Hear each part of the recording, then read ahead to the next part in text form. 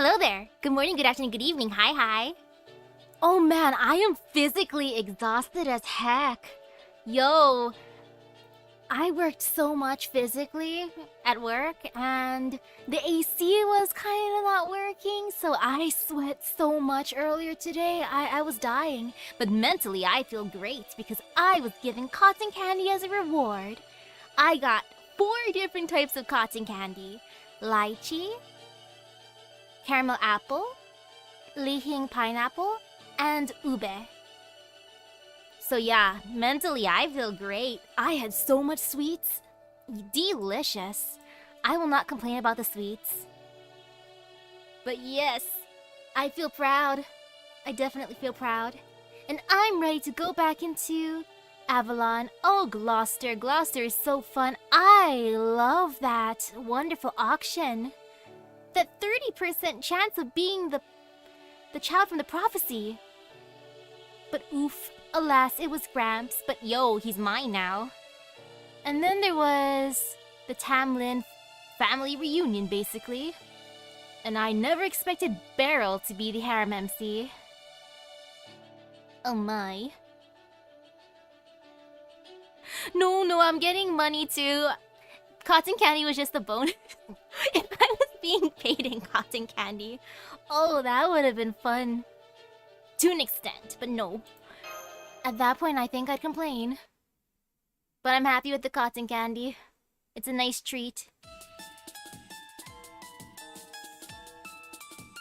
Well, that's a familiar theme song to go along with Miriam. Yep, that is definitely familiar. Nice to meet you, Artoria. And you, visitors from proper human history. That was such an exciting battle. Now I know what the next hot trend will be. I'll call it convenient necessities you can make yourself. Simple, fulfilling, magecraft items for good luck. I want some good luck items, please. And hello. It's going to be the most plain Jane trend in Gloucester's history. Now that sounds like a fun commercial, just being paid in gum. Can I summon her? I want to summon her. Miriam, come to my Chaldea, please. Oh? Did that not go over too well? I figured there was no way a bunch of broke-ass, powerless small-time fairies and humans wouldn't be feeling nervous after being summoned to the home of the most charismatic producer in all of Fairy Britain. So I thought I'd upset the tension and make sure you liked me by greeting you a little more cheerfully than I usually would. But I guess this just goes to show why you shouldn't be too quick to leave your comfort zone. Then again, you do only get one chance to make a first impression.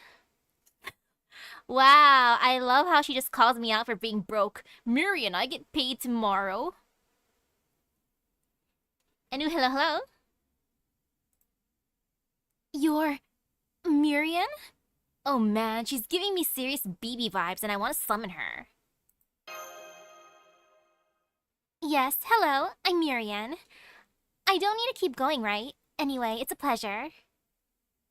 Phew. Thank goodness you're back to your usual self, Miriam. I was beginning to think you'd been body snatched. What the hell was that? Are you turning into a Morse or something? Don't be rude, Oberon. I'm the perfect fairy lady, and I always will be. That was just me going above and beyond. I've been so excited to meet a human from proper human history who isn't Beryl Gut, you see. Wow! I feel so proud. She wants to meet someone else that's not Beryl. It is I, Misaki. Hoo. My fae eyes might not be what they used to, but I can still make out auras. You're Misaki, yes? You're just as lovely as I thought you'd be. If it looked like all you outsiders were like Beryl, I'd be killing you right now in a fit of rage. Yeah, I'm not exactly like Beryl, but I am also a harem MC, not gonna lie. But I'm relieved to see you have perfectly decent auras about you. It's enough to give me hope, if just a little. Thanks. But we're still trying to wrap our heads around the situation. So you know about proper human history and you're welcoming us here anyway? Do I have that right? Don't make me laugh. I'm not afraid of proper human history. I'm sorry, that's not quite right. It's not proper human history that worries me. It's you Chaldeans. From what I've been told, you've been to all sorts of other worlds. So first of all, I'm going to learn for myself exactly what it is you plan on doing in Fairy Britain. Though I already have a pretty good idea thanks to what Muramasa told me. Muramasa? You told her about us? Hey, I never dreamed we were going to end up working together. So yeah, I told her about what happened at Olympus after she interrogated me. But just a little. Interrogated you? Is that how you saw that? And here I thought it was a lovely tea party. I mean, I suppose I might have had a teensy bit of trouble containing my excitement. After you told me all those fascinating things about the foreign god, the trees of emptiness, the cryptors, and the alter egos, but even so... You call that teensy?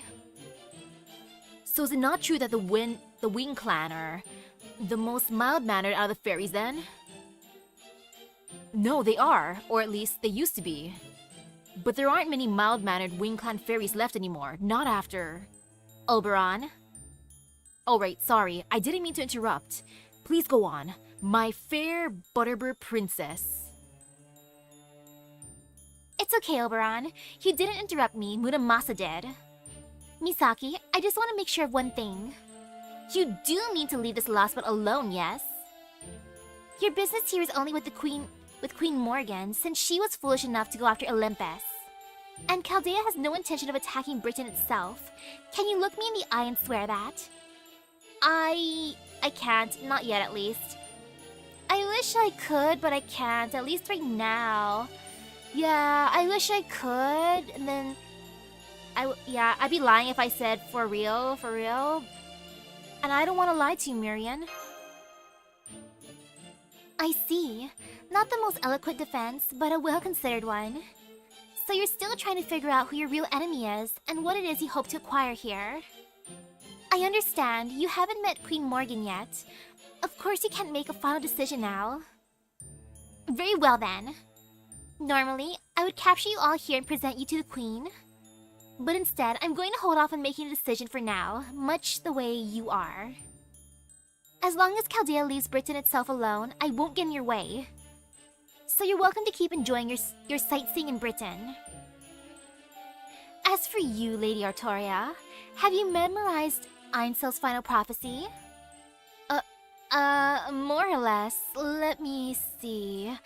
I shall speak now of future, the end of the Isle of Mystics, which came to be known as Fairyland. But the innocent return, here stands the Queen's unknowable castle. We require now only a little more patience. After 2,000 years, the dawn shall bring the King who will be our salvation. She shall be the child who saves the world, who binds both peoples together. A city of iron, a sea of soot. When the calamity recedes, her pilgrimage begins. Ring, ring. Like raging thunder, like weeping flame, let us hearken to the 6 bells ringing. I think that's how it went, right? Oh man, having to remember that must be a pain. Unless Gramps said that every single morning, like good morning, granddaughter. Just says the entire chant. Okay, and then in the afternoon, hello again, granddaughter, says the entire chant. Good night, granddaughter, says the entire chant again. Let's say, more or less. You left out some key bits, but you've got the gist. Oberon, are you really sure this is a child of prophecy? I mean, she hasn't even been able to weaponize her biggest selling point. Oh, I wouldn't say that. I think she's got a few important... Oh gosh, what the heck happened? I guess my hand slipped. Oh, my bad. I gotta go back for that. Let's see. Out of those 2 choices, we actually came here looking for someone. A human girl named Mash. We were actually hoping to find a human girl named Mash. Do you know anything about her? First one. first one, yeah. We actually came here looking for someone, a human girl named Mash. And now time to scroll back. Let's go to the log. Doo-doo-doo. Okay, there. Wasn't too much skipped, at least. Oh, I wouldn't say. I think she's got a few important points down. As far as the two of you are concerned, the only important passage is the last one, since you're the guardian of the bell tower right above us. The bell tower? You don't mean? I sure do. One of the 6 bells described in the prophecy is above us right now. And I believe you found one in Salisbury too, didn't you? Wait, are you saying you didn't come here to ring Gloucester's bell? Well... So yeah, we actually came here looking for someone, a human girl named Mash, my bestie. Mash? Sorry, but no one in Gloucester has ever spoken that word before. Are you sure she's not in another city? Okay. I thought one of your usual crew was missing. What happened? You get separated and come to Gloucester looking for her? Well, yeah. I mean, we heard there was gonna be a fairy with an unusual iron weapon being put up for auction. How are we supposed to know that was gonna be you? I guess I have to take some of the blame for that. I should have looked into this more closely. I could have at least found out if the fairy being sold was male or female if I just snuck into the auction hall. As if you could pull that off. My auctions are extremely well guarded. Not even an ant nor a single drop of blood could get in without detection. Good point, after all. It has been a few hundred years since you established your doctrine, or maybe objective is a better word. That nobody's allowed to use violence in Gloucester, hasn't it? Anu, hello, hello? But anyway, let's get back to the bell, Miriam. How come you're being so cold to Artoria, even though you believe she truly is a child of prophecy? To be honest, I'm disappointed. Queen Morgan may be a great ruler, but she is excessively cruel. It's not just the annual existence tax. It's the way she treats humans, and how she oppresses every fairy who isn't part of a clan.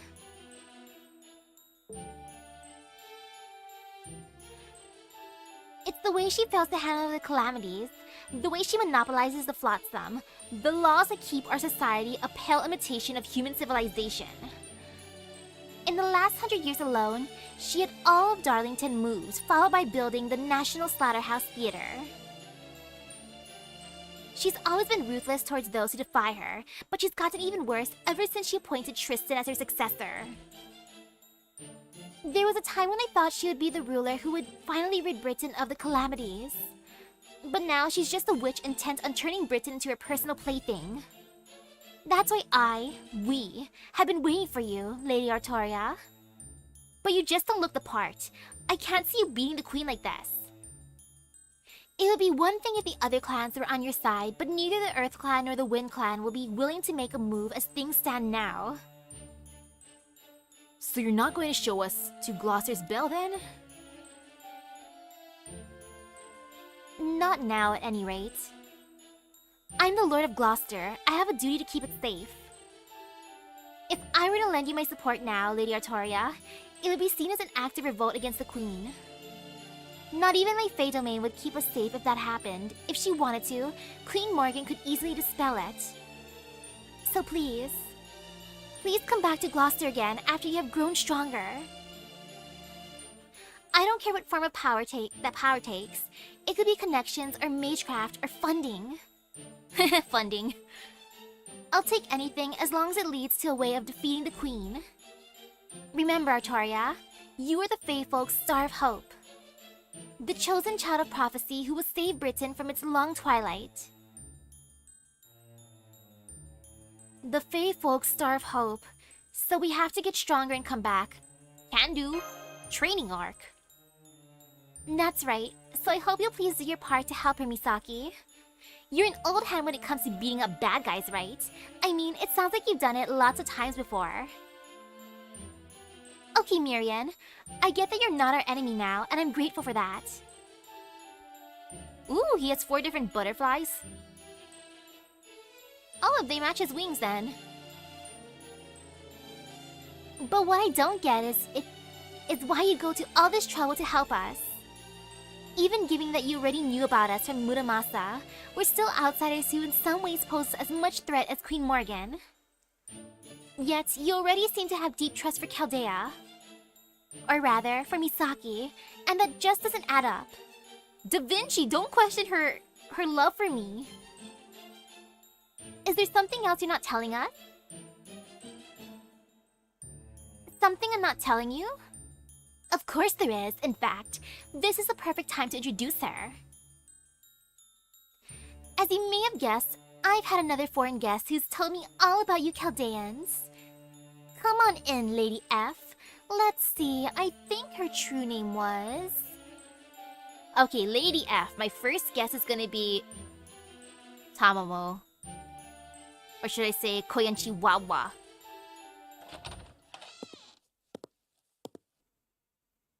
Why does she get all them fun outfits? I want my Koyan Chihuahua to be able to wear all of these as Spiritron dresses. I will give her my rare prisms to put her in these outfits. Koyanskaya. Tamamovich Koyanskaya, princess.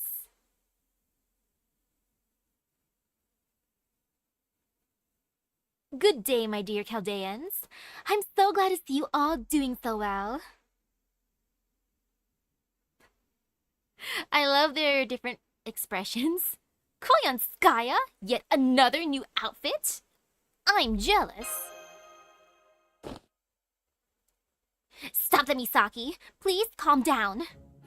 Didn't I already tell you I want to buy violence in Gloucester? What was I planning on doing to her? Was I gonna rip that outfit off of her out of jealousy? How dare you get another outfit? It's mine now, yoink! Besides, she's an important guest of mine, a business partner actually. She means Britain no harm, and she has no intention of interfering with Chaldea either. After all, under most circumstances, she wouldn't even be here now. The only reason she's still here is because I insisted she stay after she tried to leave.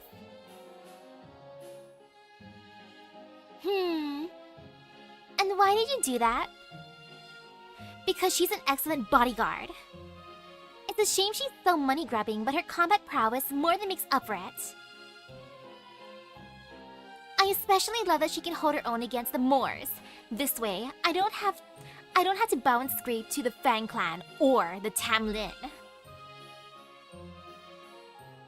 I see. I was told we lost contact with you after you took Barrel Gut off to who knows where. So now you're picking through Britain for stuff to sell? What are you playing at here, Koinskaya?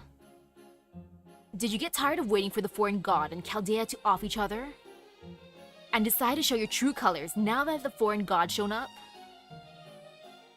Oh no, nothing like that. The foreign god and I are on equal standing, you know. I'm still not sure exactly what that god is, but I'm sure our contract clearly states that neither will interfere with the other until our goals have been achieved. Suffice to say, I've never been in the same position or shared the same perspective as you 3 alter egos. You, Lord Rasputin, and Lord Limbo are all servants summoned by the foreign god. But I'm a servant who manifested under her own power, so I'm free to do whatever I like. I'm only staying here now because I found Lady Murian's proposal appealing. I have no interest in this British lost belt. Or in you Chaldeans who are apparently determined to get yourselves killed by sticking your noses in where they don't belong. Or in whatever Queenie's up to, or in Fairy Britain's humans for that matter. I do hope I've made myself clear. So you're not going to do anything bad here? So what have you been doing here up until now then? Why? Stocking up on new merchandise, of course. I've been filling my metaphorical larders with all sorts of rare delicacies unique to the land of the Fae. Every other lost spell has either been on its last legs, or had meager offerings, or was secluded, or something out of a science fiction. Honestly, none of them really had much to offer, but Britain is a whole other story. The creatures here are equal parts unique, adorable, and vicious. They're just the sort of models I was looking for, the kind I can use to strike fear into all of humanity. Please don't rile them up, Koyanskaya. We were just coming to an agreement. I swear, why do you always paint yourself in the worst possible light when you have so much beauty to offer both inside and out? Both inside and out?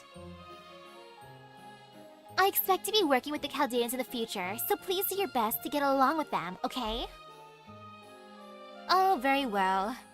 If that's what the client wants, that's what the client shall get. So on that note, Lady Misaki, Lady Da Vinci, I know we've had our differences in the past, but here in Britain, we're both on proper human history side. So I propose we let bygones be bygones and focus on accomplishing our respective goals. Or at least, until you're reunited with MASH. Doesn't that sound fair, Misaki? ... Debatable. You're not wrong. At the moment, we definitely don't need any more problems than we've already got. If you're willing to leave us alone, we'll do the same for you. If you ask me, we should cut her down now and be done with it. But I guess we couldn't get away with that in front of Miriam anyway. I don't really know this lady, so... Sorry, Artoria, this is awkward, isn't it? I'll go along with whatever you all think is best. A wise decision, everyone.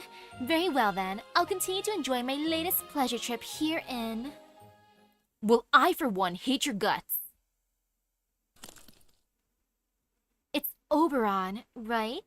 I'm sorry, I didn't quite catch that. Shut up, don't talk to me. Every word you speak feels like it's rotting my ears. Miriam, I'm saying this to you as your friend. That thing is an abomination. I don't blame Oberon. Your trust is completely wasted on her. I'd wash my hands of her now if I were you. I do not blame that reaction at all. Well, that couldn't have ended much worse than it did. You must have done some really heinous things to them, Koyanskaya. Oh, absolutely. Between wiping out Lord Gordov's team of mercenaries occupying Chaldea's headquarters and turning its personnel to ice cubes, I'd say they came by that hatred honestly. Don't forget the cake, Koyanskaya. But I don't know anything about that Oberon servant. Who is he? He doesn't seem to be from Fairy Britain. Oberon just showed up in the Welsh forest about 2 months ago. And sure, regarding the colors, like the color meanings though, I know that color meanings differ depending on like the place, since in Asia white is usually death, while in Europe isn't it usually like a pure thing, like white is usually purity, something like that. Not sure about like a lot of the other colors.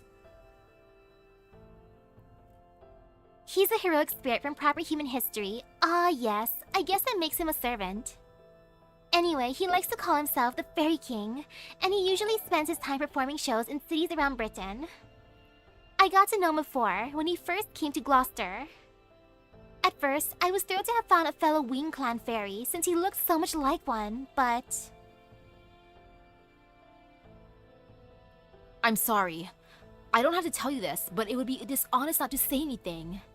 I know I may look like a Wing Clan fairy, but I'm not. After all, your clanmates are already. But hey, never mind that. You're the Lord of Gloucester, right? Then please, I need you to give me an unsecured loan. The fate of the world, the fate of the whole world depends on it. Oberon, your first time meeting Miriam, you're just like, I need money, and I need it now. You're that broke, huh? Oh, Oberon. sadness.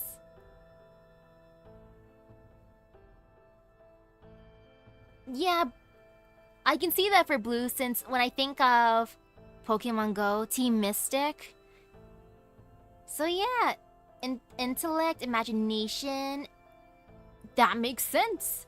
That is perfection. And orange is more similar to team, or like for yellow, which is instinct. And instinct, I think, is more about emotion. Well, as you saw, he's a very bright and cheerful character. More of a jester king than a fairy king, really.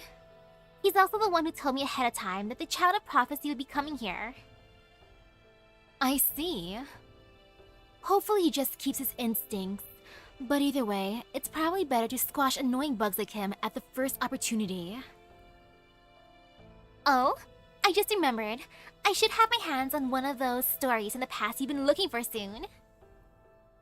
There aren't many fairies left who remember what things were like 2,000 years ago, during the Fae era. But luckily, I managed to track down a book one of Camelot's banished librarians have been keeping secret for ages. It should get here soon. You know, I'm surprised you're so interested in our history, especially when it's completely different from proper human history. Is there something useful you're hoping to learn from our past? Oh yes, absolutely. My objective is to find demonic beasts that don't exist in proper human history, and put them to work for me. I have the ability to replicate furry creatures of any size and shape, and incorporate their data into my body. Though unfortunately, I can only command up to 9 big ones at a time. I originally came to Britain to secure a 6th tail. But now, I'm staying because I'm fascinated by the story of how Fairy Britain came to be. I'm only sorry I've unwillingly caused you to dip into your funds, Lady Miriam. Oh, don't worry about that. I used to be quite the avid researcher bit myself before I became the Lord of Gloucester. I used to spend hours holed up in the library against my father's wishes, absorbed by the legends of Ask? Yeah, the legends of Ask, whatever that is. I was a total bookworm, at least, until the Queen let those barbarians torch the whole place. I gotta pay more attention to the butterflies when they pop out for Oberon. The only one that I ever noticed was not a butterfly, is his pet moth, who we haven't seen in a while and I missed because it was so cute and fluffy. Then, are you going to revolt against the Queen once the Child of Prophecy has grown stronger? No way! The hope of all Faefolk, Britain's savior?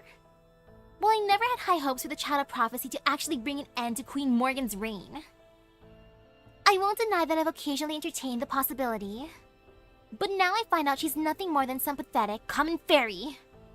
Her magical energy is average. She's neither especially beautiful nor large. She doesn't even have her own Fae domain. Beautiful and large, huh? I wonder how Miriam would react to Lancer Artoria. Or heck, even Ruler. There's no way a fairy like that could possibly save anyone. I should have known the only one I can really rely on is myself. It's a shame I ended up letting Senji Muramasa go after all the time I put into him. But as long as I have you helping me, I don't need the so-called Child of Prophecy at all. No, I think I'll just use Chaldea as a Child of Prophecy. Chaldea and the Child of Prophecy. Ideally, I'm hoping that disgusting human mage actually manages to take down one of the Tamlin. If just one of them falls, there'll be nothing holding Nocnarai back any longer. Queen Morgan, Nocnarai, and the Child of Prophecy, and Misaki. No matter who's left standing, I'll have plenty of game pieces to play with.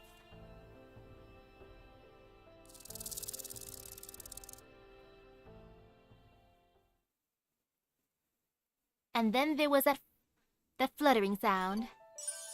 Mystery. I guess we're leaving now. I feel like Miriam and BB would fight each other. And then after their fight, they'll become besties. Which would be terrifying in a way. Oh, it could be either with a long A or I sound. Okay. And it's a tree. Oh. Ugh. Damn it, Oberon. Why'd you have to ruin our precious chance to speak with the head of another clan? That might have been the coldest "you need to leave now" I've ever heard. I think I could literally cut the tension with a knife. Oh, there's a butterfly. An orange one. I understand why you're upset. I'll admit, I behaved kind of childishly. But I'm not going to apologize. I only said what needed saying. I loved it, Oberon. It takes real guts to say something like that to that foxwoman's face. Well, maybe not guts, so much as thick skin. Either way, it was impressive. You'll have to tell me some tales of your escapades later. I'd bet you got some real whoppers. Yeah, Gramps, you want to hear more of Oberon's stories? Let me summon you, Gramps. Oberon's at my Chaldea. You'll have so much fun talking to him at the cafeteria. Are you sure we shouldn't at least try to apologize? I don't know about me, but Miriam seemed like she was willing to help out Chaldea. Or at least, Misaki. Oh, don't worry about that. Miriam never had any intention of helping us out. Really? Why is that? Oh, right. Now that she has Koyanskaya... Yup, she's got a trump card that she can use however she likes. So now, she has no more need to team up with us, or to carry water for the Child of Prophecy. I see. Then I guess I'm pretty much useless here, too.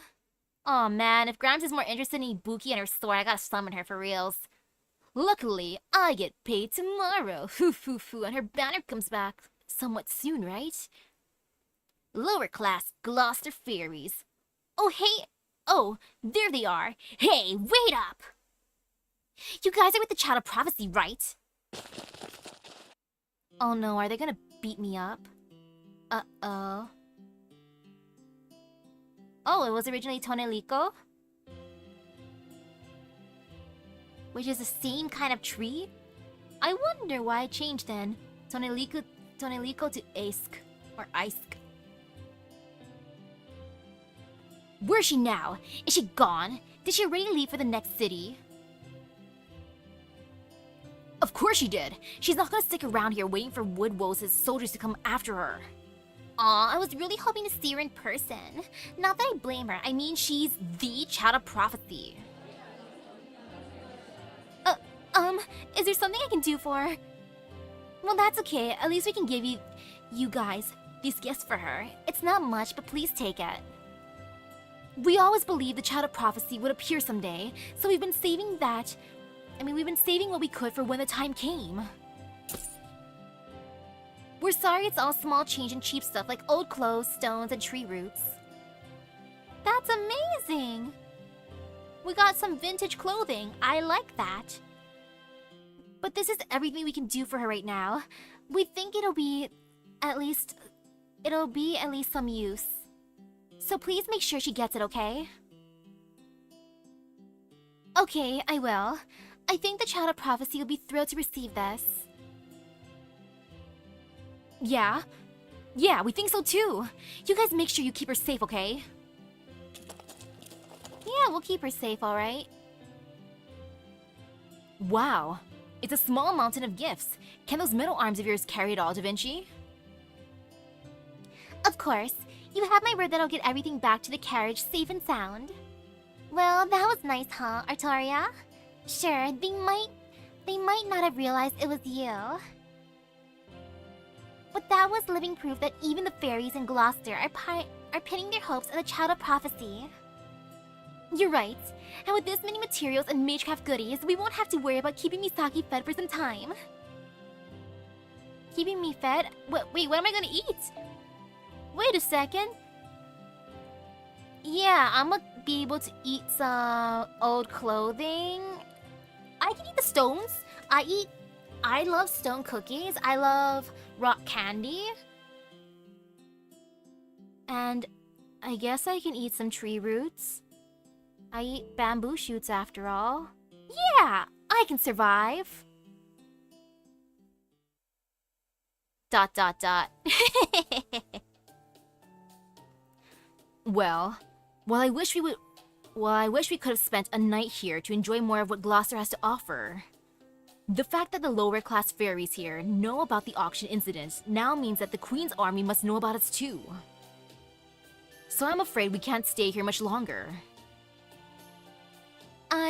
I guess that's true, but we still haven't found any new leads on MASH.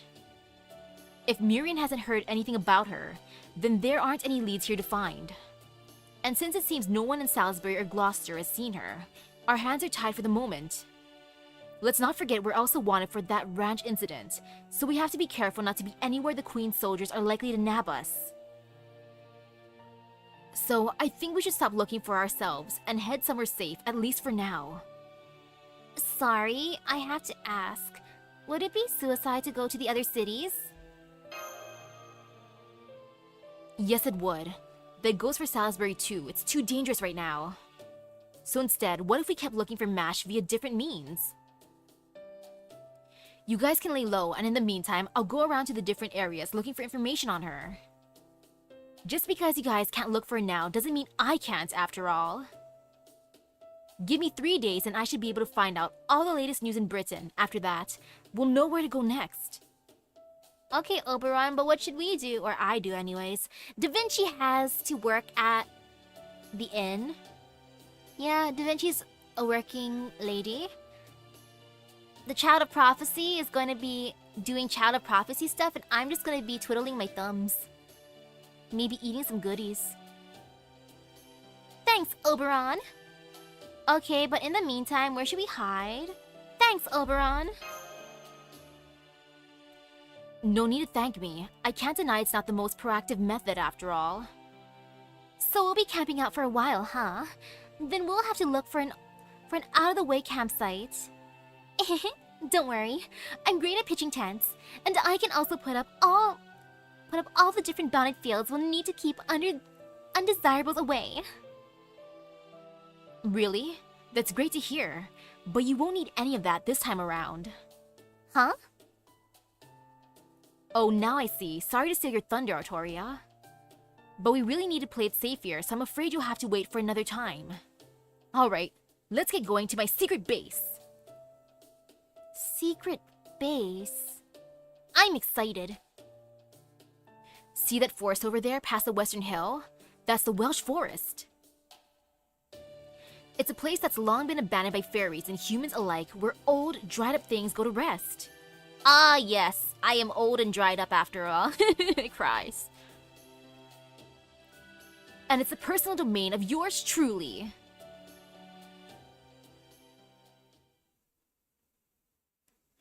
Oberon of the Cave. I am excited to see his cave. Yes, we will go to the cave and then we shall sleep in a group pile. Fragment 3, Sheffield 1. Boop. I guess we're gonna see more of Mash's crew. I mean, Anice's crew. Please, more Anice.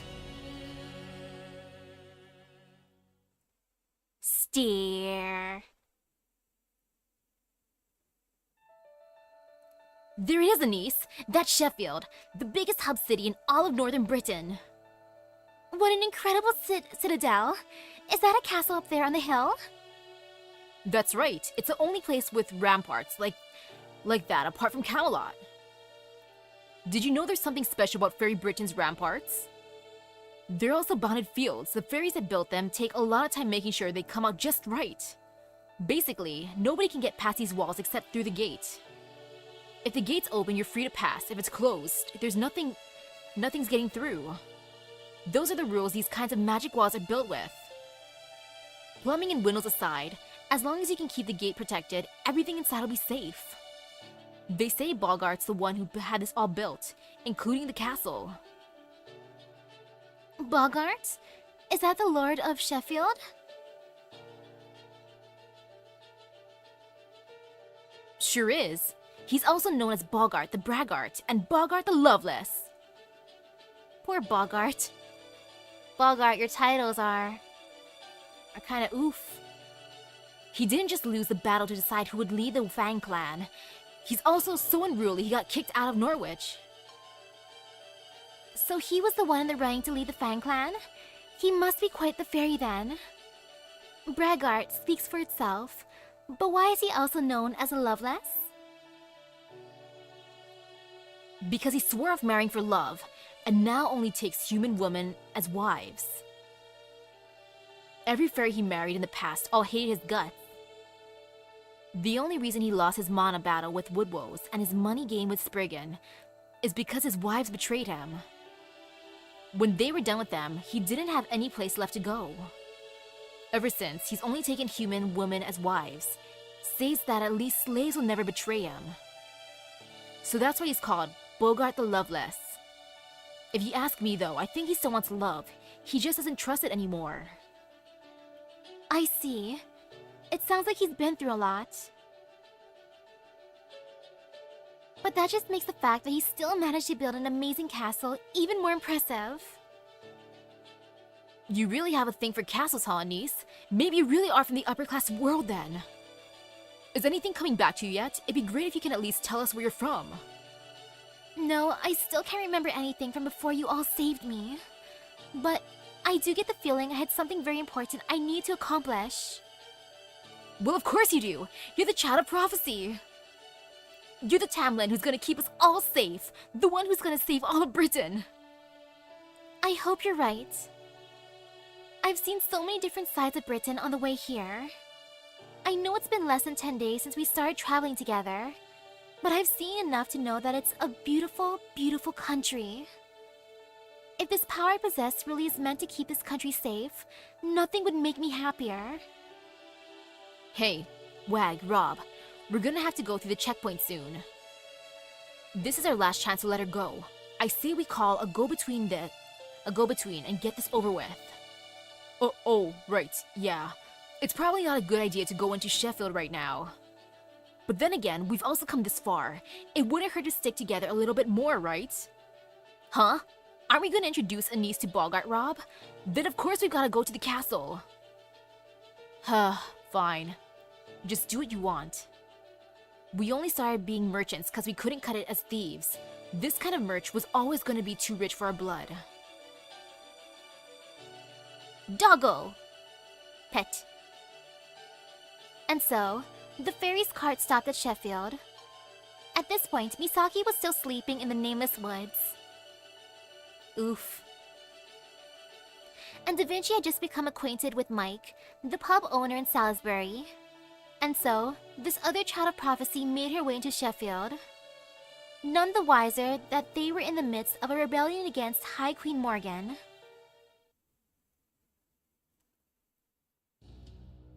Oh, that's Bogart. That little girl is a child of prophecy. Yes, Mr. Bogart, sir. We're sure of it. She's got iron armor and iron shield, a dangerous-looking iron pipe, and she's strong enough to smash boulders. Yeah, definitely child of prophecy level.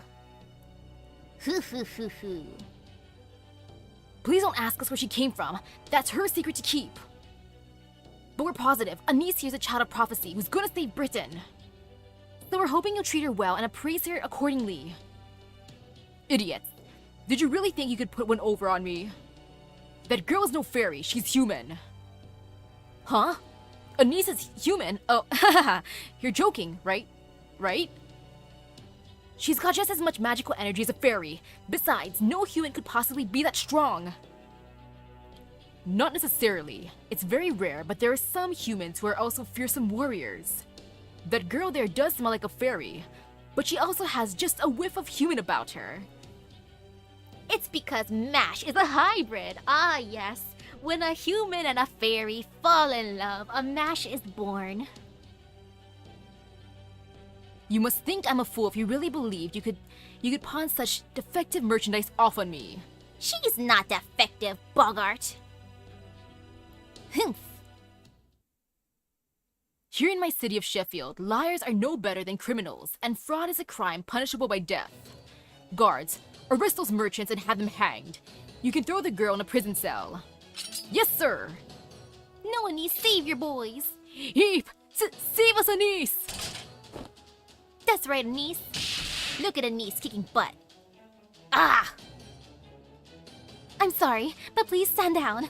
Also, Rob and Wag are not liars. I can't remember anything right now, so I don't know if I really am the child of prophecy or not. But if they believe I am, then that's what I'm going to be for them. So if you're going to treat them like criminals, I insist you treat me like one too. Anise? How is this girl so strong? Get the Fang soldiers over here. She's too much for us alone. Whatever you do, keep Lord Bogart safe. Hold it. No need for that. That girl means us no harm. It seems you weren't pulling a fast one after all. Very well, I'll hear you out. That's kind of sad though if Lost Belt 6 Mash is the best Mash when she's not even Mash, she's Anise. Go ahead and give the merchants their payment. Now, what is your name, brave girl? Oh, Rob and Wag call me Anise. It's a lovely name. Anise? 04. Do you generally make the habit of eating children? No. Then forget about going by Anise. Why is that spelling so different? Like, is Anise a monster or something? Like, A-N-N-I-S? You there. Are there any guards who can still move? Yes, sir. The others are numb from that earlier attack, but I think I'm more or less recovered.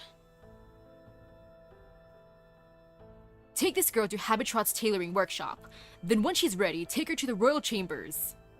I've never seen a woman like this one before. While I'd rather she'd have more meat on her bones, that attack of hers was a sight to behold. Today's your lucky day, girl. You will be my partner tonight. And then Mash will beat him up, because I believe in Mash. And Bogart's gonna wake up the next day being like, what happened? Why can't I move any of my limbs? Once you've cleansed yourself, you are to wait for my arrival this evening, my 62nd bride. What? You're taking Anise as a bride? Yeah, she's gonna beat him up. And so, she came to the fairy who would serve as her final bastion.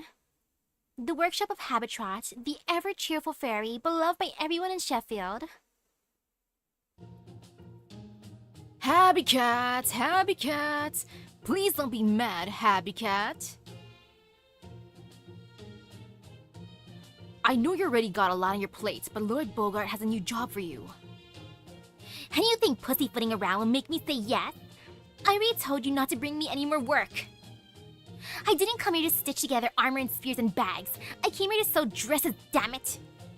Do you have any idea who I am? I'm Lady Goddamn Habitrot, the greatest dressmaker in all of Britain. Oh, she Angie. Excuse me.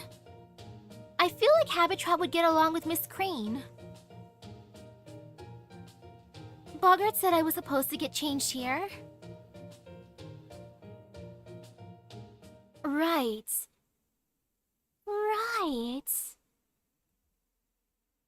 Happy Cat, did you finally lose it? I mean, you've always been kind of a mess, but... Oh, that's probably the niece that he was referring to then. Alright, finally, a job worth doing. At last, my waiting has paid off. Don't tell me, Bogart wants me to make this girl an outfit, right? I'll have it done in less than no time. I mean, just look at how cute she is. That settles it. I'm making her my bride. Mash, you're so popular. I don't blame Habitrot. Dang, Mash is the new harem MC. Everyone's a harem MC here. Bride? Does it mean I'm going to be marrying her and Bogart? Oh, don't pay her any attention. This fairy's always been a little off. She just showed She just showed up not too long ago after we started looking for a fairy who could make bridal dresses. She's definitely good at her job, but she's also pretty, well, weird, old-fashioned, unflappable. I'm still not sure that she fully understands what we're rebelling against Morgan here. Still, she is good at her job. She's always claiming she's a friend to all brides or something. That's me. I'm Habitat the Spinner, professional seamstress. This fairy's all about helping blushing brides before their big day. But never mind that. I'm all set to get started, so let's take your measurements. Hey, I wasn't talking to you. Go on, get out of here. Give us some privacy. And tell Bogart he'll have to wait another day. He always thinks these things take way less time than they do. Got it. How about some milk? Should I bring some by later? Of course. I deserve a reward for all my hard work after all. And don't forget to heat it up. I want a reward too, but instead of hot milk, I prefer boba. Hi there, young miss. It's okay, you don't have to be scared. This is all happening so fast, you must be totally bewildered, huh? Well, don't worry, I'm on your side. After all, I'm Habitat, friend to brides with bright futures ahead of them everywhere. No more stuffy iron armor for you. I'm gonna make you the best dress ever. Thank you, Habitat. I'm Anise. Oh, right. Bogart said I'm not supposed to use that name anymore. Is Anise the name of someone special to him?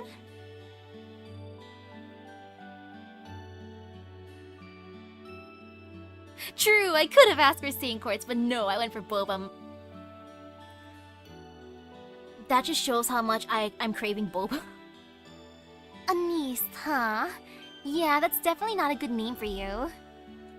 There used to be a scary fairy called Black Anise who went along abducting and eating children. Oh, there! Now they're talking about that Black Anise.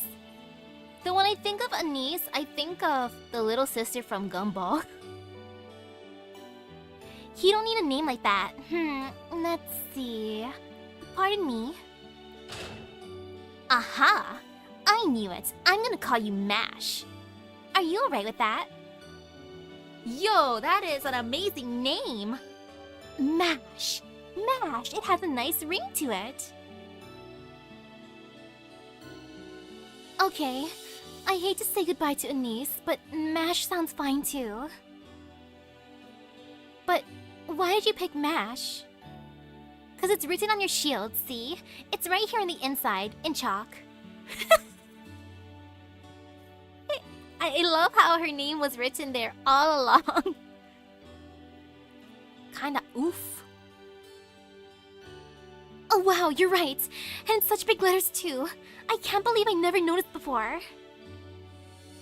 So you're responsible enough to write your name on your things, but then you forgot your own name? That's funny. And so, she regained her true name, but only in the most superficial sense. It would still take some time before she returned to being Mash in both name and soul. Okay, now that your measurements are all done, it's time to get to work. Oh, do you have any preferences when it comes to color and stuff? I can't wait to see what outfit she chooses for Mash. I know your armor is mostly black, but I bet you look great in white. Habitat began happily cutting away with her scissors. Getting tailor-made clothes like that sounds fun. Someday I want to do that.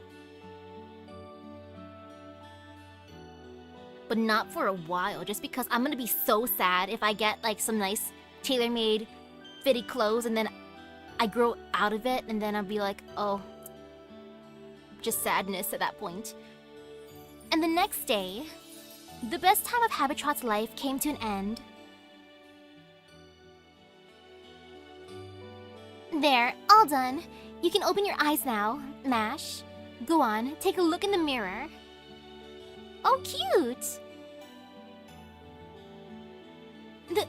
This is wonderful, Habitat. I love it! It's easy to move in and warm and so very soft. It almost feels like I'm wrapped in stars. I want to put my Mash in this outfit too. Sad. No, I didn't get into the raids, unfortunately. I just did my one and done thing. That's such a tease since we don't get this. I can't believe I'm getting such a lovely outfit so soon after I got here. I must be the luckiest bride in the world. Morning, Mash. That's great. I'm so glad to hear that. And now our story begins in earnest. For the time being, the girl was no longer a shield bearer, but a lady, the envy of everyone. Thus began her days of splendor and delight, easily one of the few and most peaceful times in all of Fairy Britain. Sheesh, if the rider raid was gone in like 90 minutes, that is intense. At least for the short time it lasted before Sheffield Castle was razed to the ground. Good job, Mash!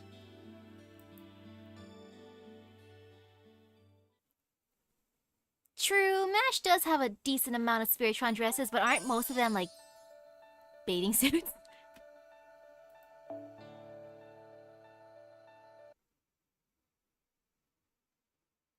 Ooh. From the moment the first rays of morning light lit the sky, Sheffield's castle town was abuzz with excitement. Overnight, rumors of the Lord's new lady, the knight in iron armor, had spread in a flash. They said she was more than a match. They said that she was more than a match for both the Black Dogs and the Moors, and that she was even stronger than Bogart himself. More on that later. Did you hear about our new lady yet? They say she even sent Lord Bogart flying, and he withstood a blow from Gawain. Isn't that amazing? She really did beat him up. Oh, I love it. The merchants who brought her in here say that she's a child of prophecy. If that's true, we might actually be able to go back to Norwich. Oh yeah, I got a peeker at the castle yesterday. She's definitely the real child of prophecy. You can tell she's no ordinary fairy. There's just something different about her. I thought my heart was gonna melt when she smiled at me. She might even be as much of a beauty as Lancelot. Yo, everyone is smitten with Mash. They're like, dang, she's beautiful and she's strong. Understandable. Heh. You hear that, Wagon Winky? The whole town's talking about Mash. And Bogart paid us a boatload of cash for her, what we all set for winter this year.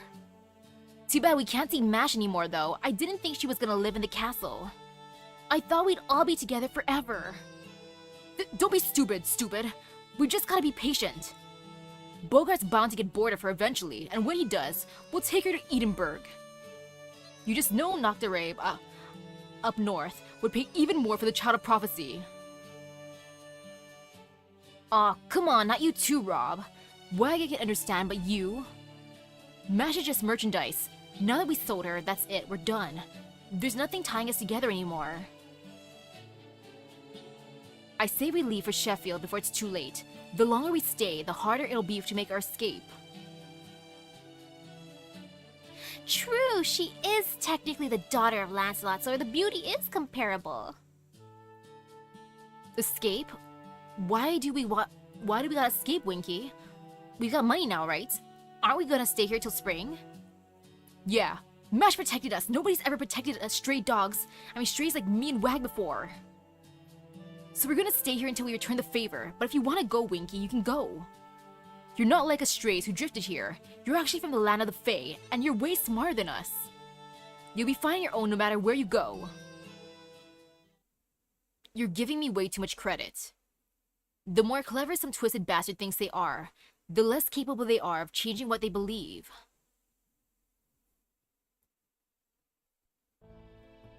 Just so we're clear, I do not believe you're actually the Child of Prophecy. The only reason I'm letting the townspeople believe different is that it suits me. And let me be clear about one more thing. You have no right to voice your opinion here. I'll need more than power if I'm going to defeat Morgan. I'm also going to need the grace and dignity of a king. You are no more than an ornament to that end. All you need to do is stand by my side as my beautiful queen. Yes, Lord Bogart. I'll conduct myself with the dignity of a queen worthy of Sheffield. By the way, did you sleep well last night? I'm very sorry again for how rudely I reacted. Oh, that? I don't have a scratch on me. Don't worry your pretty little head over it. Now then, guards, I'm going to see how our soldiers' training is coming along at the barracks. Keep an eye on my lady. Make sure she doesn't escape or leave the castle at all for that matter. Yes, Lord Bogart, leave it to us. Cruel as Bogart was, he was also an excellent lord. He spared no effort gathering mercenaries, training soldiers, and reinforcing his ramparts in preparation for the inevitable battle against High Queen Morgan's army. He made sure his army would be strong because he was sick and tired of losing. Although he was internally driven by fear of failure, at this time, Bogart was still regarded as a good ruler. Acting dignified. Oh, she's so adorable. I'm gonna steal the queen from him. Puffing out chest and putting on airs. Realizing there's more to dignity than that. Lady Mash? Yes, I'm the queen. Do you have a problem with that? I know, my lady. So, you're Lord Bogart's wife, right? Which means you're now one of the lords of Sheffield, right? Well, with all that in mind, I have a favor to ask you on behalf of your citizens. Oh? We've been getting lots of eyewitness reports of Moors spotted in Western Sheffield. And according to the merchants who brought you here, the Moors have no effect on you. The Fang clan does have more resistance to the Moors' poison than the other clans, but it still hurts like hell. Well, lucky for them, Mash does have poison resistance, technically. So if it's not too much to ask, we were hoping we might be able to ask you for assistance. So that's why you brought me all this way? Then I'd be glad to handle this. Since I destroyed part of the castle's walls last night, it's only right that I do my part to help. Damn it, how are you so damn cute? But that's not what's important right now. What do you think you're doing, Mash? And what were you thinking, guard? When did things get so bad in the land of Fae that we have to send our lady out to fight? I'm gonna tell Bogart about this, you know. But it's the duty of a lord and his wife to protect their territory, right? Besides, she's already evil as far as Queen Morgan is concerned, so... Are you calling my bride evil? Have you ever seen how cute Mash is? She's the happiest bride in the world. She wouldn't even catch a butterfly or pick a flower or... Why are you wearing your old armor? You didn't rip up my dress, did you? Oh no, not at all. Don't worry. I'm still wearing your dress underneath my armor. Aw, it's gonna get all wrinkled. Now I'll have to make a new one. But that can wait until after we've taken care of this. I'm not gonna make you fight this battle on your own. I'm gonna be right there beside you. Huh? You can't do that, Happy Cat, if the Moors touch you, yo. All you need to handle Moors is a little ingenuity. It's not my fault fairies these days can't think for themselves. More importantly, my name is Habitrot. I don't care if the other fairies call me Happy Cat, but you're not allowed. Huh? Why only me? It's because you're her bride, Mash. She wants it to be special. Everyone calls her Happy Cat, but not you, Mash. You have to call her by her actual name. I love how tiny she is in her sprite, her fighting sprite. That's adorable. Simply adorable, truly adorable. I love this. Might as well. Totally worth it.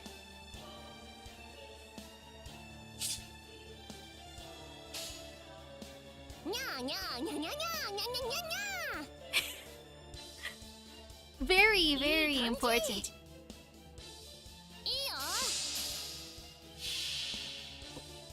No wonder why she's a cat.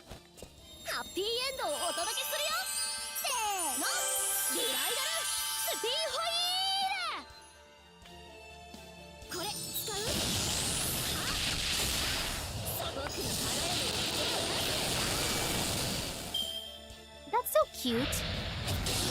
Ouch. Okay, I don't like that. That actually hurt me. Yeah, I don't appreciate the pain. Go get a mash. Actually, wait, I forget what you do. Might as well. I feel like I just gotta live through this. Or if I had to fight, I believe in the power of mash. Mash smash.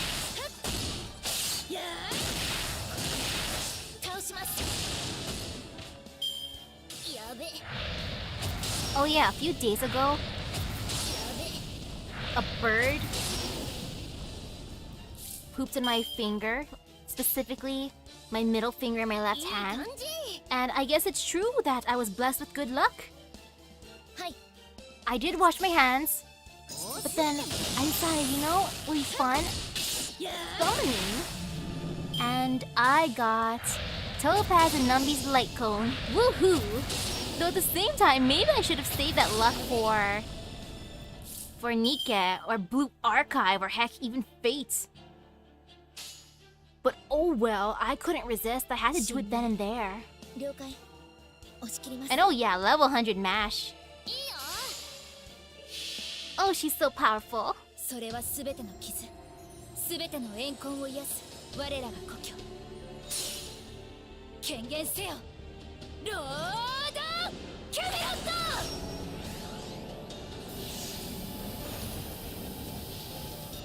Oh, beautiful Mash.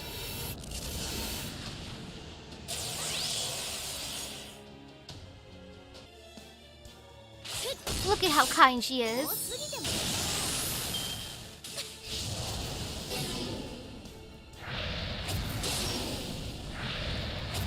Ooh. Okay, that's true. Sometimes I guess poop luck could be considered bad. It's like, how dare you summon me like that? But I've been told that bird poop is good luck. Like, out of all the things that could be lucky. But it did work for that light cone, so I can't complain. I just had to flip off my phone before summoning.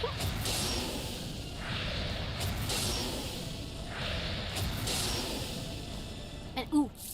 Okay, time to focus on Mash. Nope, I screwed up. My bad, I misclicked. Well, good luck, Mash. Have fun, Mash.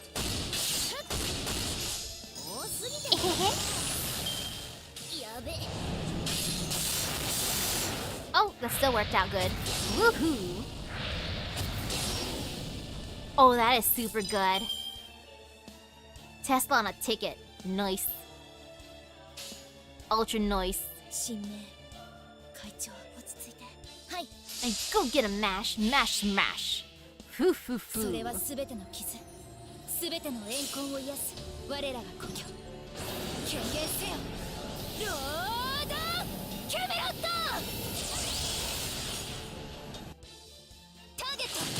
Her and Habitat are so cute. And I like how that one other fairy is just watching from a distance, being like, "Thank you, my queen." And Habitat. But yo, our queen is so strong. Look at her beating up the Moors. And look at her summoning castle walls as one do. But she can destroy the castle walls some more if she can rebuild them like that.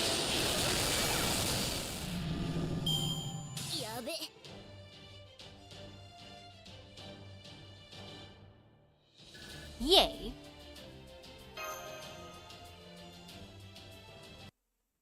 Look, Mash did a thing!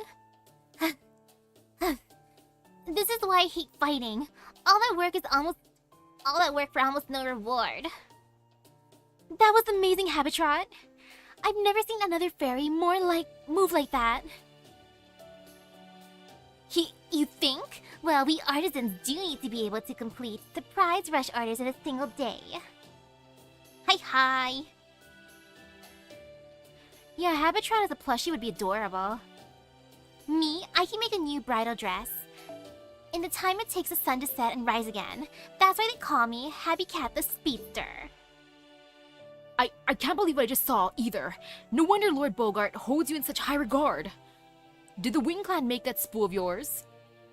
But wait, besides Mirian, the Wing Clan died out 1,200 years ago. Mirian, as in Game Master Mirian? Huh, I didn't know she was still alive, or maybe she passed the name on to her daughter.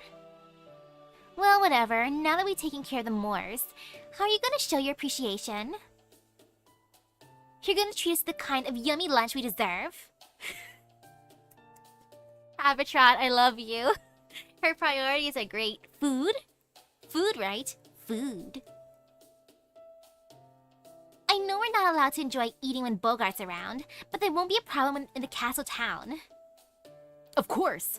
I've been wanting to introduce Lady Mash to everyone anyway. Are you sure that's a good idea? Lord Bogart did say I wasn't supposed to stand out. It'll be fine. He won't be back until nighttime anyway. It was a big style coming all this way, right? So it's only right we make the most of it.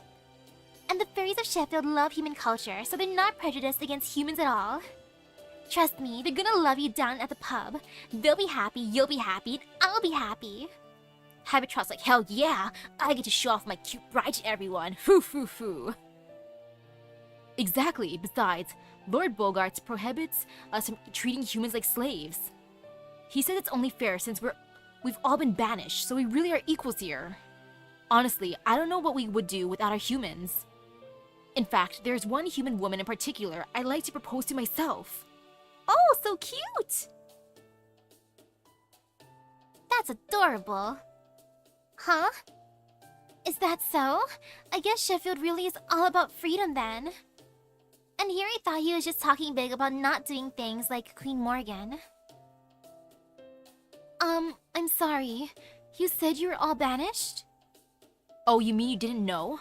This place used to be a ghost town up until 100 years ago. It wasn't until Lord Bogart and the rest of us rebuilt it that Sheffield became what it is today. We used to all live in Norwich, at least until its Lord Spriggan had us all banished. We wandered around for a long time with nowhere to go until we ended up here. Which is why we can't just abandon Norwich now. We might have been banished from it, but it's still our hometown. So if the Queen isn't going to do anything about the Calamity Pool building up there, we will. That's why Lord Bogart's is revolting against her. He wants to save Norwich before it's too late.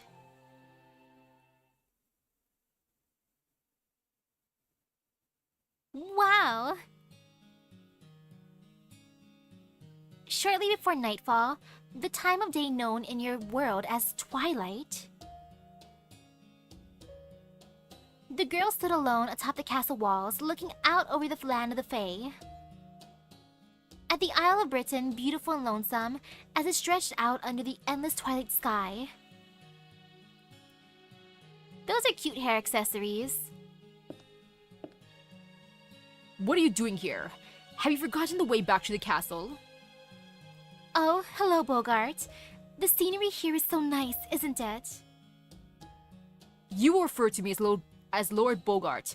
I will not tolerate disrespect. You're gonna act like this now, Bogart, but you're gonna fall in love with Mash for reals, and then I'm gonna steal her from you, and you're gonna be so upset. Oh, man. Nah, he wouldn't be my ally because I'm gonna steal Mash from him. He's gonna hate me. And yes, of course the view here is nice. It's so I can see any enemy forces that attempt to invade my territory. Though I suspect you and I are using the term nice very differently. This was a battlefield, in fact. The bloodstains have only recently faded. No, why did it do that? Gosh darn it, this mouse is being too sensitive right now. I mean, oh no! You're not sensitive at all. I don't want to hurt your feelings and then you break the game. That's what happens when you call the mouse too sensitive. It gets pissed off. It's like, how dare you? How dare you say that about me? This was a battlefield. In fact, the bloodstains have only recently faded. I'm sorry. I shouldn't have said that. Not when I still don't know anything about this town. Does this? Yes? Did you say something, Lord Bogart? Never mind. Does the scenery truly seem nice to you?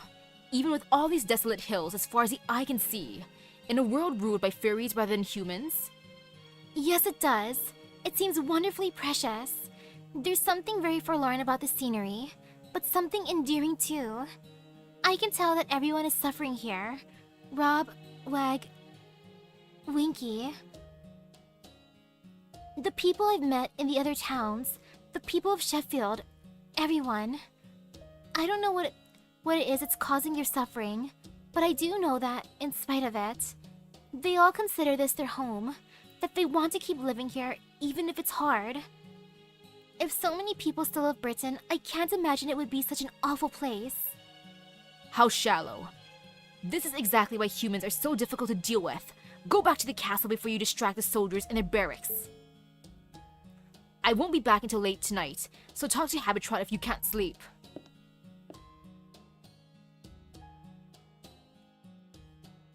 How would one clean a mouse?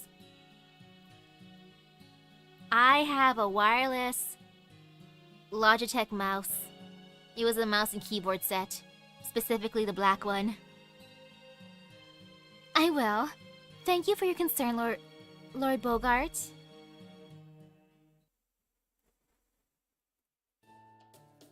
Wasn't that nice of him?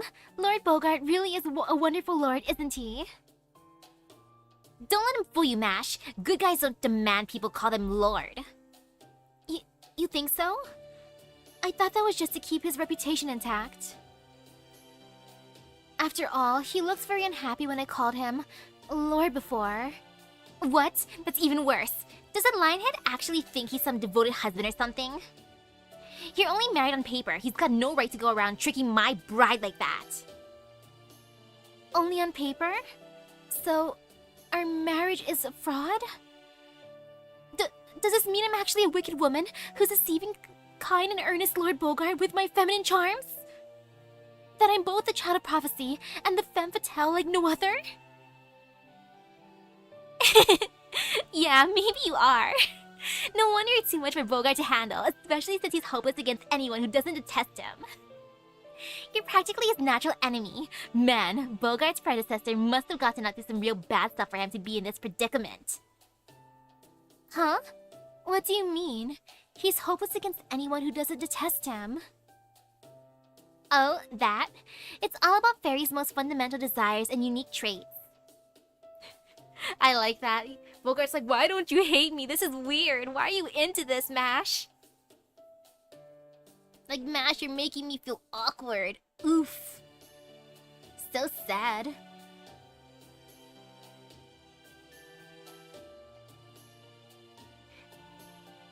Yeah, if it is deterioration, that makes sense. Especially with, like, the weather here. It breaks things so easily. Though it's cheap to replace in the end. Ain't bad at all.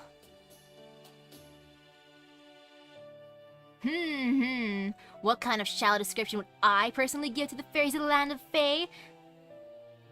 That they're all so beautiful physically. That is like one of the most shallow things to ever judge people by, their looks. And that their personalities entertain me. Actually, wait, is that shallow too?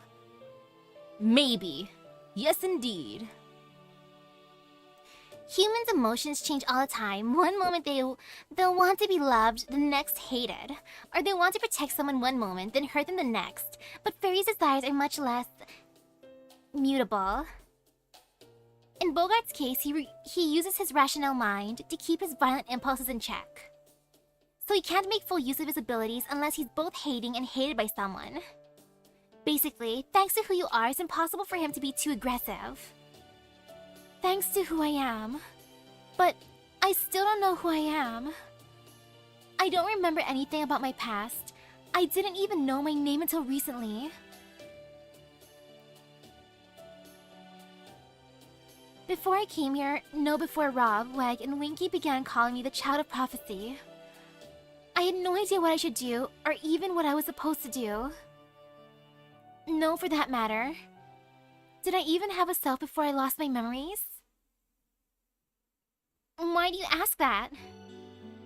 There's only one thing I've learned from losing my memories. There's something missing in my heart, like there is a hole right through it. All the fairies I've met have a purpose, something they intrinsically seek. Some of them help others for money. Some of them hurt others for money. But I don't have anything like that. Whenever I try to help someone, I always end up realizing the same thing. What is it I want right now? What is it that drove me to help them? I don't know, and it makes me feel very empty inside. I have a heart, so I know I can't get away with this forever. I don't think I was even aware of that emptiness before I lost my memories, but now I can't help but notice it. After all, I don't have any memories left to cover it up. Something that was missing in me. No, that's not right. There's a gap in me that's long been ready to receive something, but I refuse to try and fill it. So I find it very hard to believe that there's anything I can do. Habitrot blinked in astonishment at the girl's surprised confession. Losing her memories was not all bad. It made her aware of a serious problem. Well, hey, most people don't really know who they are or what it is they want. They say that kind of thing becomes clear on your deathbed, but for better or worse, we're still alive. You need something to drive you, a goal you can be proud of. That'll also help you learn to love yourself. You said you have a hole through you, right? And you're not trying to figure out what you should do as a person. You're trying to figure out what you want to do. Maybe that's not the kind of thing you notice when you're already leaning on others. Sheesh, loudness outside. But this journey is going to be just for you, so you can find it for yourself. Don't listen to her too closely. She's going to bail before this is over. It'll be a long, long time before the girl finds an answer she's comfortable with. For the time being, the fairy's words were just meant as advice to cheer her up.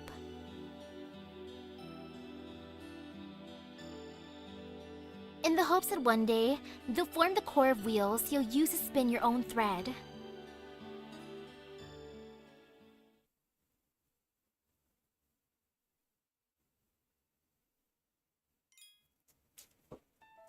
Yeah, matches earlier years, she was just there, just doing her thing. She was just a pawn, really. But now she's learning to be her own person. And the sound, it was basically like a firework outside. It's so freaking loud. But I'm glad this mic doesn't really catch it too much. But to me, it hurts my ears. Alright, I almost forgot a very important part. Do you mind if we rewind just a little bit? Sure, narrator-san. I've been waiting for you, my lord. You must be tired after a hard day's work. Humph. Is that your attempt at playing the model wife? Impertinent whelp. Nah, I don't think there's a celebration over here. It's just people like blowing stuff up randomly, and it hurts my ears. Don't think I don't see what you're doing here, clever lass. Playing along obediently will do nothing to change your fate. My only objective is the throne. Everything I do is in service of defeating the clans and killing Morgan. You are no exception, child of prophecy. I'm quite used to betting humans. I'm going to deflower you now. I will not be gentle. Now beat him up, Mash. But if you wish to fight back, you are welcome to try. And try she will, and she will succeed. Bunk. This is the room in Sheffield Castle's guest house that was prepared for Mash. On the night the child of prophecy was clothed in a bridal dress and told to await Bogart's arrival. This is what happened during her first night as Bogart's 62nd bride. Gah! I believe in Mash. She told him to go to horny jail. Oh, she literally yeeted him out the window. Actually, no, not even the window. Well, goodbye, Bogart. Gwah! What was that? Are we under attack? Huh? Lord Bogart? What in the world happened? The wall by the throne is ruined. Everyone, come quick! The enemy's trying to clear Lord Bogart! Hold it, I'm fine. Do not call the other guards. I just slipped, that's all. Yeah, I just happened to slip through the walls and then fall to the ground. As one do. Oh, so clumsy at night. I'm terribly sorry, sir. Still, it's amazing you're all right after falling over 50 meters. I guess that's why they call you the Stone Lion, Lord Bogart. I'm so sorry, Bogart. I'll be right down. And then she just jumps down to assert dominance. Are you okay? Are you hurt? Again, I'm so sorry. I was actually very nervous about all this. So even though you just lost your balance from being tired and was only trying to grab my shoulders for support. I love the way Mash sees this. This is great. You surprised me so much. I just shoved out with my hands. I never expected you to go flying so far. Trying very hard not to let the sudden realization of what actually happened show on his face. Yo, I feel for this guard. It's like, do not make any... Do not laugh, do not laugh, do not laugh! Do not even smile. Guard, you are to tell no one else about this, is that clear? Yes, sir, of course, sir. I didn't see anything, sir. Now, if you'll excuse me, I must get back to my duties. Whoa, the Child of Prophecy is amazing! I can't wait to tell everyone about this!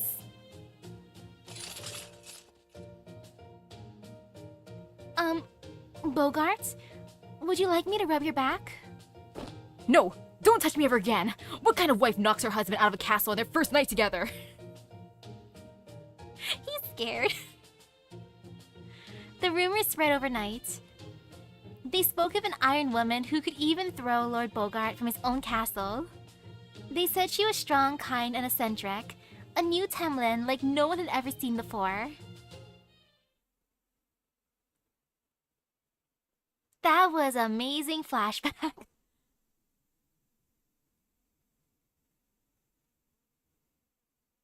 Now Bogart is scarred for life.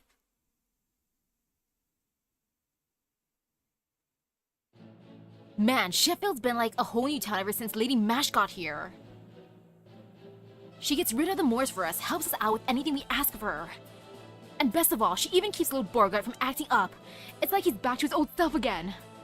Not even the Queen's army can stop us now. Norwich is as good as back in our hands. A toast to Lady Mash. A toast to Lord Bogart. A toast to our knight, the Knight of Sheffield. Cheers! Must be nice to be you, Wag. Sheesh, the Knight of Sheffield, huh? Mash is the Child of Prophecy, remember? She's not just Sheffield's knight. Sure, those princess clothes do look great on her, but there's something special about her. She's more than that. If you ask me, Mash looked plenty elegant in that iron armor of hers too. Woohoo! If there's no stuttering, that's good. Very, very good. The internet queen's been nice. OBS has been in the green all this time, even on P5. What? Are you jealous of Bogart now, Rob? Did you forget you were the ones who brought her here? Of course not. I just think it's sick how everyone in town is carrying on about her. I mean, I know it was kind of the same for us, but still. Every morning I see Mash looking out at the horizon up from atop the ramparts. And she always looks so lonely. She used to smile all the time. She used to be really happy. It makes me wonder if maybe we made a big mistake. Is that so? So what? You don't think Mash is the Child of Prophecy after all now? Humph. She was just a lucky find at first. Just another piece of merchandise. But then she started talking to us like we were equals, and before I knew it, I got attached to her. Me and Wag aren't from Fairy Britain. We drifted here from outside. We're basically flotsam, objects, humans, sometimes even fairies. They wash ashore here sometimes. Oh, they're isekai protagonists. We're like changelings in a way. Flotsam? I've never heard that term before, but I guess that's pretty typical of Morgan's reign. We're not part of any clan, and we didn't spring up naturally. We don't belong anywhere. One day, Queen Morgan's soldiers caught us, branded us with command spells, and just let us go. They knew we'd die when we got squeezed for our existence tax at the end of the year, so they didn't even bother killing us. That's why I threw myself into any kind of work I could find, no matter how dirty. You know what Wag is like, he doesn't even know what's going on half the time. Still, I'm like his big brother, so it's my duty to at least make sure he's got enough to eat. Wow, Rob is such a good older brother. My only purpose every year was making sure we survived. At least, that kept us from becoming Moors. But unfortunately, it also made me forget a bunch of things. Hesitation, uncertainty, compassion. The next thing I knew, I was thinking I was a full-blown bad guy, and that I could do whatever I wanted. It would have been a lot easier if I just stayed like that. But being around MASH made me realize I hadn't forgotten my values after all. The Child of Prophecy is supposed to save the fairies of Fairy Britain, right? It's got nothing to do with us since we've never truly been a part of this land. So no, I'm sure she's not the real Child of Prophecy. The real Child of Prophecy would never save us. A niece might be a fake Child of Prophecy, but she's even better than the real one. He's not lying. So, does this mean the reason you're still here in Sheffield is? What do you know, dummy? Go on, get lost! What are you even doing here flapping your gums? Don't you have some tailoring to do for the lady or something? Rob, are you trying to be tsundere now? It's not like I like a niece or anything that I'm worried about her. I sure do. I'm Habitat the Spinner, friend to all brides. Don't worry, I'll make sure MASH stays safe. And if I ever need help, I'll come to you first. Woo! We're not scared of the Moors or the Queen. We're all gonna keep MASH safe together. Huh. You were right, Winky. If we just parted ways sooner, this would never have... Huh? Winky? Where'd you go, Winky?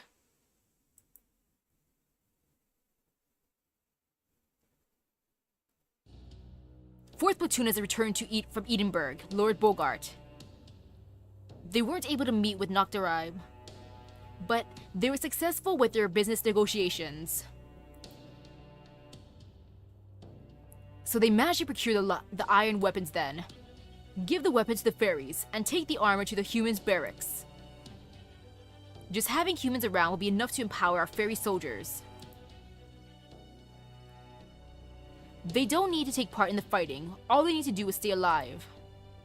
Yes, sir. I'll have the tailor fit them for their armor right away. Now where's the Child of Prophecy?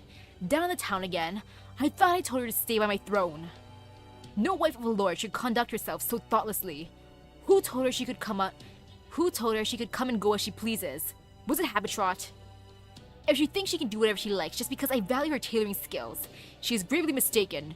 Tell her in the Child of Prophecy that their next infraction will be their last. Well, the thing is, sir, Lady Mash said she wanted to be of use to you as best as she could, so... If she wants to be of use to me, she should obey me. I am the law in Sheffield, and any who refuse to abide by it shall be dealt with harshly, regardless of their reasons for doing so. Eep! Hey there, boss. I heard we got some new gear, so I stopped by to make sure that it wasn't all junk. What's got your fur ruffled, Lord Bogart? Oh, I see. You're all nervous because Mash isn't here, right? Hey, I get it. She's super strong after all. So the army from New Darlington that's supposedly headed this way. You probably want her here by your side to keep you safe since you're revolting against the Queen and all, huh? Aw, he's just scared without Mash. He's like, oh no, if she's not with me, I'm going to get bonked. Don't be ridiculous. I don't need any protection. The girl would only make more trouble for me if she were nearby. Then it shouldn't matter where Mash goes, should it? I mean, all you care about is having the Child of Prophecy here in Sheffield, right, Bogart? Shh. You just can't keep your mouth shut, can you? You're lucky there's no other fairy around who can do your job, or I'd have twisted your head clean off by now. Fine. I'll let the Child of Prophecy go wherever she likes during the day. But be warned, Habitrot, there will be consequences if you don't deliver on the promises you've been making. That iron cylinder was enough. I mean, that iron cylinder that was brought here with the girl was similar to Morgan's spear, yes? Have you figured out how it works? Is it something we can use?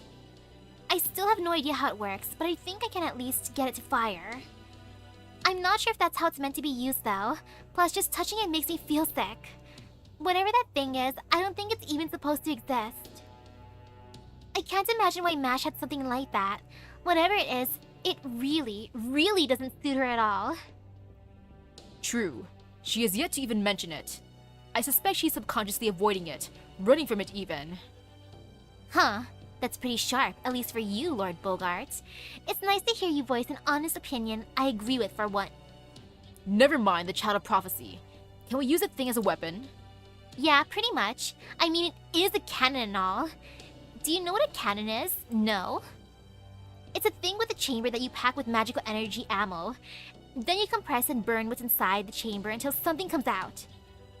The only thing is, it takes a ton of magical energy to use, enough that most fairies would probably wither and die if they tried. So if you plan on using it, Bogart, you'd better ensure that you're the only one. Don't make your subordinates do it. No normal fairy could fire that thing and hope to survive. So what you're saying is, only those who are truly strong can use it, Humph, that's perfect. It will be an excellent way to demonstrate that I have what it takes to be king. Ugh. I should have known I couldn't get anything through your thick skull. And watch, when he tries to touch a thing, Mash is gonna come out of nowhere and just smack his hand, and then he'll cry and run off. But anyway, getting back to what I was saying before. It looks like the Queen's army is finally about to make a move. Are you all ready to face them? What will be your strategy, O great Lord of Sheffield? Thanks to my supporters in Camelot, I know exactly how strong the Queen's forces are. She is sending her 3rd Division, which consists of approximately 2,000 soldiers. She must have thought that would be enough to handle us. Ha! Ha ha ha ha! It's almost shocking how little she thinks of us. They'll never be able to get past Sheffield's walls.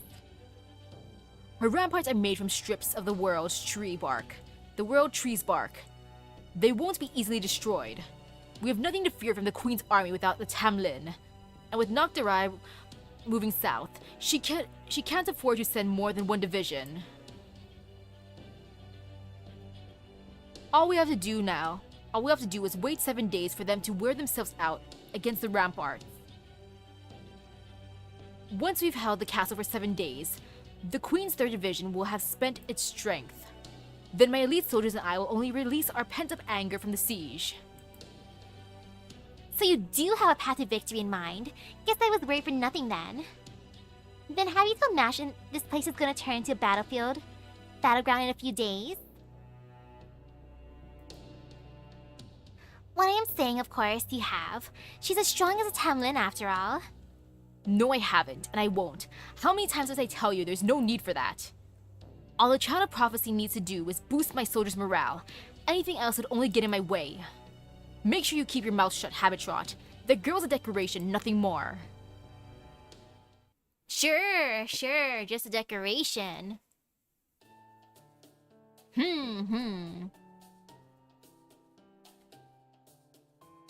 Well, their morality doesn't actually seem that different to regular people, to me anyways. They seem similar enough. Good evening, Lord Bogart.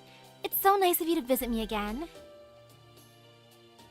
Don't misunderstand. I'm only here to save face in front of my guards. Otherwise, no Fang Fairy worth his fur would ever come to the room of a woman he has no intention of betting. Still, now that I'm here, I'm not about to waste my precious time.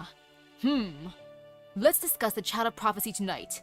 How much do you know about them now that your memories are gone? Not much, I'm afraid. Only they are a fairy. They turned 16 this year and are destined to save Britain. Outrageous. I didn't think it was possible to be so abominably ignorant. The Child of Prophecy's story begins 16 years ago. Einzel, the head of the Mirror Clan who possessed the sacrament of prognostication, prophesied that the savior of Britain had been born, and that one day the true king would defeat the false king for good. In response, Queen Morgan tried to have every fairy born that year rounded up and killed, but she wasn't completely successful. There were many villagers who harbored anti-queen sentiment. Some of them sheltered newborn fairies in the hopes that one would someday fulfill the prophecy. Of course, there are also some towns who took fairies born that year and tried to pass them off as the child of prophecy. These days, some have even offered 16-year-old fairies in tribute to the queen, claiming they too are the child of prophecy. That alone makes the child of prophecy valuable. It's why every faction in Britain was so desperate to find them. For not one fairy ever doubted that Ainzo's prophecy would come true. You see, they knew this had happened before. There have been other times in Britain's history where a savior has been born to rescue it. A figure meant to banish the great calamity that comes every 1,000 years. The one who channels the voice from paradise. At any rate, all but 2 of those records from the Fey era have been lost. One describes an incident that took place in Fey era 4,000, over 6,000 years ago. There, a single fairy rescued Britain when constant interclan warfare had brought it to the brink of collapse, at the cost of their own life. The second is the War of Summer in the Fey era 2000, in which war was waged against the northern fairies who came here from the Isle of Shadows.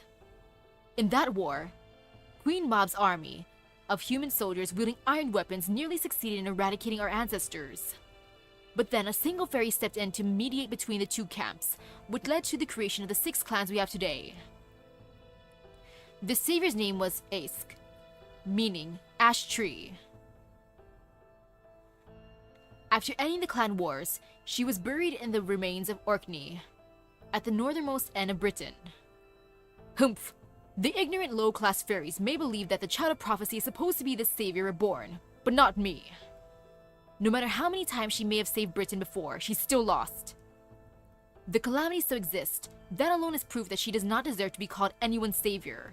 Now, if any of the previous saviors had succeeded at ridding the world of those accursed Moors, and the calamities that occur with even more frequency, then I would have accepted their claims. I've noticed that everyone in town seems to be afraid of the word calamity. No, not just them. Every fairy in every town I visited on the way here was afraid of it. My understanding is that, as terrifying as Queen Morgan may be, fairies still obeyed her because she at least kept them safe from the calamities, but now... Calamities, catastrophes... Spooky scary. That's right. Morgan has declared her intention to leave Norwich to its fate.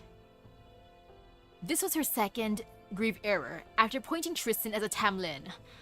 I may never get such an opportunity again.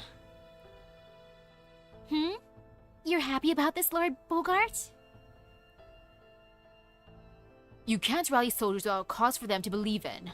They need something greater than themselves. This Norwich situation has an unprecedented opportunity, Mash. It's the chance I've been waiting for to seize the throne. I have no intention of actually saving Norwich, but I will still use the situation. My call to action couldn't be simpler. I demand that the Queen rid Norwich of its calamity pool and aid in the restoration of the city. If these demands are not met, then Sheffield will no longer recognize Camelot's rule. The Queen will either need to comply with my demands or send out her army to suppress us. Frankly, I don't care which option she chooses, either will deplete her army. That will give me time to collude with the Northern Fairies, invite the Round Table army in the south to join our cause, and eventually create an army of my own to rival the Queen's. You are no more than a grease for those wheels, child of prophecy. I neither need nor expect you to save Britain. Until and unless you recover your memories, you are not to make a move without my permission. All I want is for you to continue giving the people of this town hope. You're no good for anything else.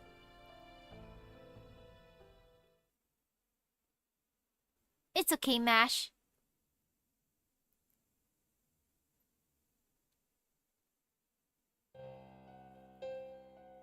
Oh? I wonder who this mysterious hooded fairy could be.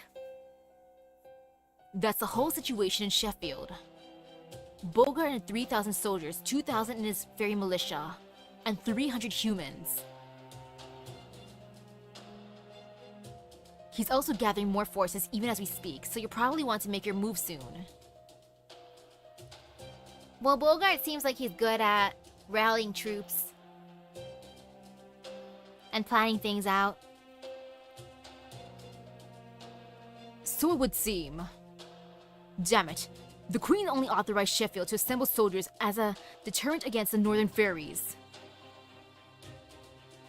Now you're telling me there are 5,000 armed rebels all in one place there? That makes this the largest rebellion we've ever seen. I'd say it's owed largely to Lady Tristan crossing a line with her antics. Ever since New Darlington was built, countless fairies have been slaughtered for pure amusement. Now fairies from all across Britain are harboring doubts about Lady Tristan, and about High Queen Morgan for making her a Tamlin in the first place. You don't have to tell me, I'm painfully aware of that. But we've still sworn loyalty to the High Queen. We can't be party to any of that nonsense. Right, sorry about that. It just slipped out. So what about my payment? Very well, go on, pay him. He may have lost his standing, but Bogart is still a powerful leader from the Fang clan. He can easily defeat 1,000 fairies on his own. Send word to Camelot to have Lady Gawain dispatched here on the double. What about the Child of Prophecy? I'm pretty sure intel that valuable is worth something. Ha, that's a good one. They just captured another Child of Prophecy yesterday. This new one isn't even worth looking into. I'm sure Bogart just made her up. Oh, I wouldn't be too quick to dismiss it, officer. That fairy there was telling the truth. I especially enjoyed the description of this Child of Prophecy. How did it go again? Black iron armor, a huge shield, appears to be a girl of about 16. And a black iron cylinder that made you uneasy just to look at? Oh, it's Barrow. Of course it's Barrow in there. Oh, you've definitely got my attention now, brother. Please tell me more. What's this girl's name? You do know her name, right? Honestly, I found it strange how you avoided mentioning just that part even though you're here to sell us intel. I mean, don't you think it's suspicious? It almost makes me think you're not telling us on purpose. If that's how it sounded to you, sorry, but you're wrong.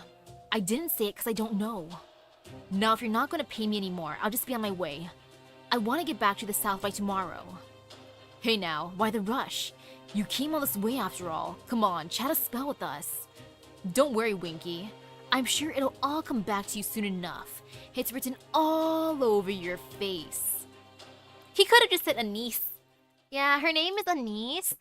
It's like, Anise, I don't know her. Winky, be smarter than that. And now back to the main story. Wales won. Oh, Wales.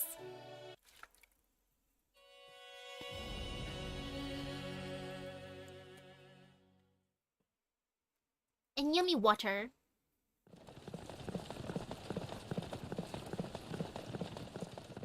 It's so peaceful here.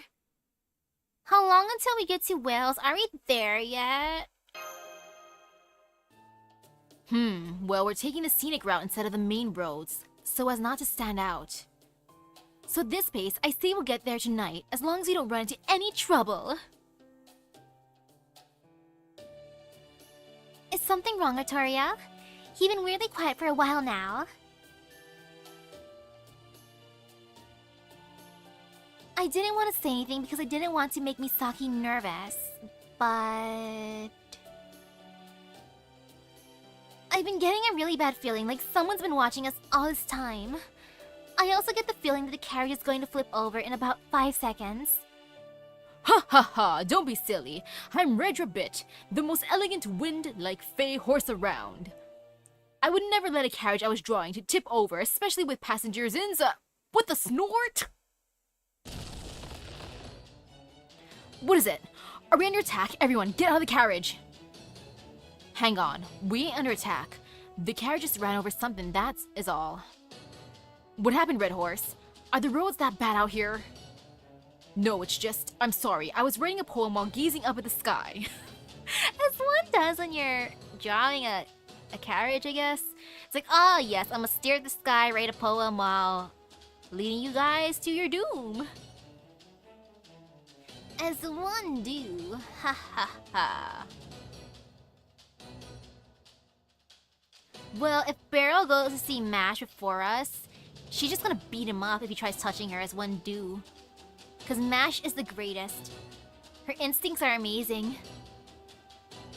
And I didn't notice the large number of fairies collapsed on the road until it was too late. This is incredible. It's awful. It's incroful. There are 1, 2, 3, 6 of them blocking our way. We're alive. We're still alive. Please. Help us. Our cargo just, began acting up and attacked us out of nowhere. Hey ho! We're not hurt too badly. In fact, we probably look completely fine. But the cargo took one of us away, down past that hill, to that isolated cave no one would ever see unless they were looking for it. Please. You've gotta save him. You nice suckers! I mean, people wouldn't turn your backs on a fairy in need, right? Cringe. Anyone else catch a slip of the tongue there? Oh yeah, not suspicious at all. That hill over there? Got it. Come on, everyone. We need to hurry before it's too late. Wait, seriously? Ugh, there's a fine line between being nice and being gullible, you know. You know, I'm actually kind of impressed she managed to survive this long. Watch the carriage, Oberon. Keep an eye on those fairies, Oberon. No problem. Good luck over there. This'll be fine. Oh, cool. Well, I'm just gonna put people back here who I want to raise my bonds with as one do. Bond. Bond. And... Bond. Now, let's see.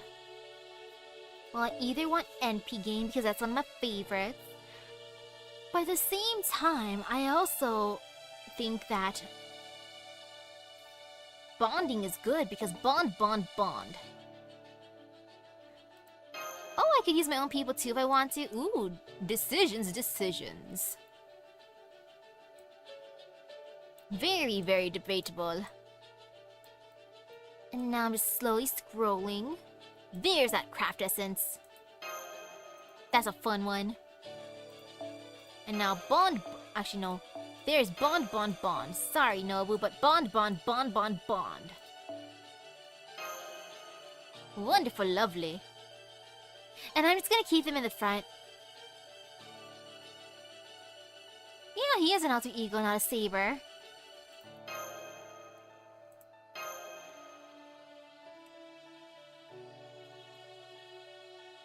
It'll be fun using them. The only one I have is Da Vinci-chan after all.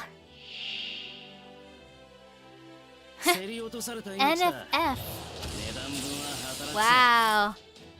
Koyan Chihuahua, are you hiding around here? And ooh, raising gauge good. Yeah, raising gauge good. I feel like giving that to her and then... Actually, wait, let me steer real quick. Yeah.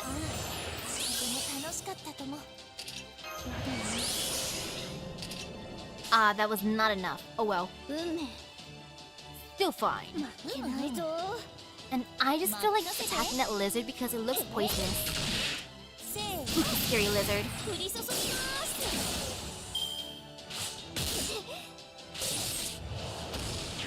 Not my Da Vinci-chan. How dare you, sir? Here you go, take this. What you do, sir?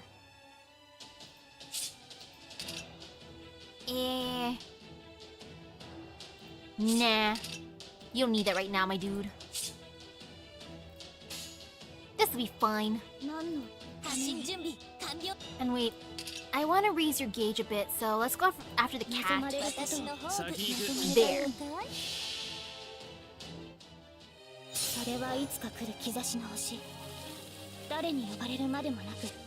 あなたが星をかざすでしょう。アラウンドカリバーン。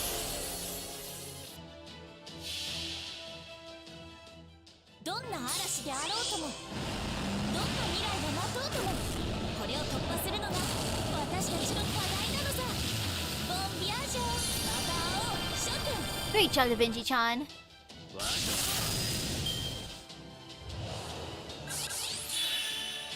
Ouch. And let's have him just go after this. Nah, actually, let me steer a tiny bit. I mean, might as well. And I'm just gonna steer it one more time. Yeah, no, never mind. I don't want to do that one. But I'll give him this.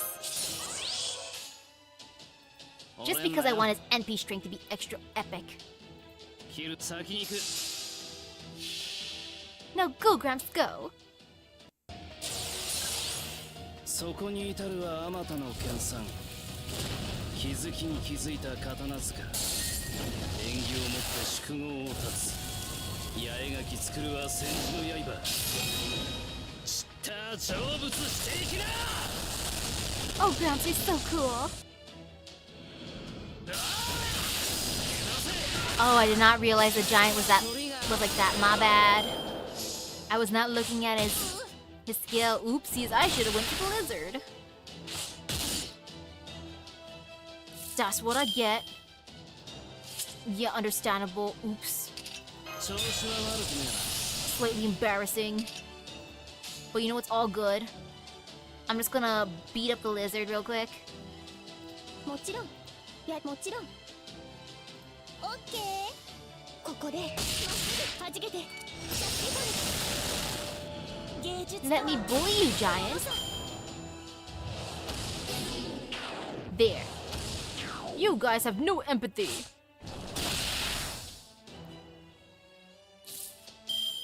Like, sorry, sir, never mind. Like, it didn't have to be this way, but in the end, I was gonna say you attack first, but no, I attack first. So yeah, sorry. For the Saint Worth.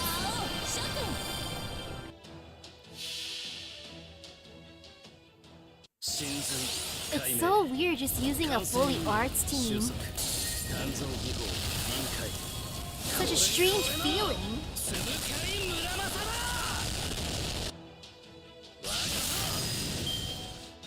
But to an extent, it's nice. Ouch! Not Da Vinci-chan, oh no! Precious baby! Here you go, I'll give this to you too. Let's keep Gramps alive. Because Gramps. Go, Gramps!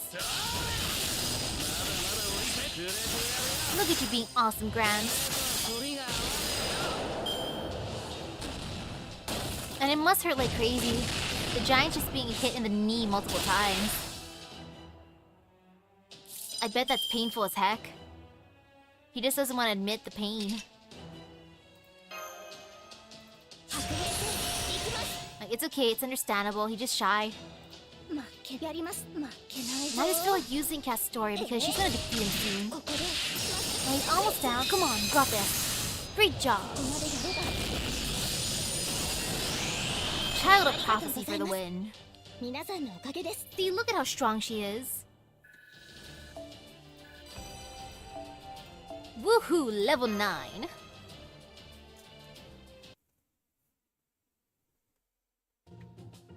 Hey ho! I don't know what I would have done if you guys hadn't come along. That's the last time I go shopping in Gloucester. I should have known that bargain set was too good to be true. You mean, he was actually in trouble? I guess so. Now I feel bad for not giving those fairies a fair shake, no matter how suspect they seemed at first. Are you alright? Those aren't any, there aren't any other fairies who were taken away are there? Nope, it's just the 7 of us. No 8th fairy around here. I gotta say though, you guys sure are strong. And by you guys, I mean the redhead. You, on the other hand, were crazy out there in the whole different sense of the word, lady. You were throwing out so many explosions I thought you were going to blow me up, along with our escort. Next time, you ought to take a page from that young Mrs. Playbook. She threw a bunch of stuff at the cargo too, but she never hit me once. Going wild's all well is good, but you've got to be aware of your surroundings too, especially when there's a hostage involved. Anyone else would be sicking a lawyer on you right about now, you know? I know. You're right. I'm doing my best to overcome my clumsiness, so I hope you can be patient while I work to improve. You bet. I'm rooting for you, lady. At least you've got guts, and that counts for a lot. So, if you're feeling all right now, would you mind if we got along? Oh no, it's okay. No need to thank us. It seems like it'd be way more trouble than it's worth. You sure? Now that I've made you help us out, I thought I'd take it easy by sticking with you guys for the rest of the way. But alright, besides, we've got to head home and report to the boss that we're done taking out the trash. Ugh, and here I thought we could rely on those escorts we bought. Thank goodness you guys came along to help us out. Thanks, gullible-looking lady. You were taking out the trash? You mean to Camelot's pit? I thought soldiers were supposed to be escorts for that, since Moors tend to show up near the pit. We would have gone with soldiers, but they say they don't have time to escort missions these days. That's why we got escorts from a beautiful lady in Gloucester instead. She said we could have them cheap, since she couldn't get the fine-tuning right. Koyanskaya, what's this about trash? You mean you don't know, human girl? I guess you must have just gotten out of the ranch recently, huh? Luckily, no more showed up near the pit. Guess they're all gathered around Norwich now. Man, sometimes I really worry what's gonna happen to Fairy Britain. Between Gawain, the Fang clan's biggest troublemaker, and Tristan, the Queen's pet psycho. The only decent Tamlin of the bunch is Lady Lancelot. Maybe I should make a break for the north. Nah, what am I saying? I could never do that. We're the Seven Ray brothers, Lady Aurora's faithful servants. Hey ho! Hey ho! It's back to work we go! Thanks again for everything, you guys. You watch out for the Moors too, you hear? A gape! I'm gonna go finish this section, but I like their expressions. That is good thumbnail. Boop.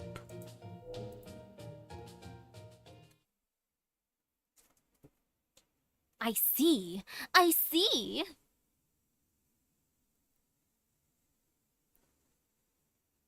I don't see. But I still stare.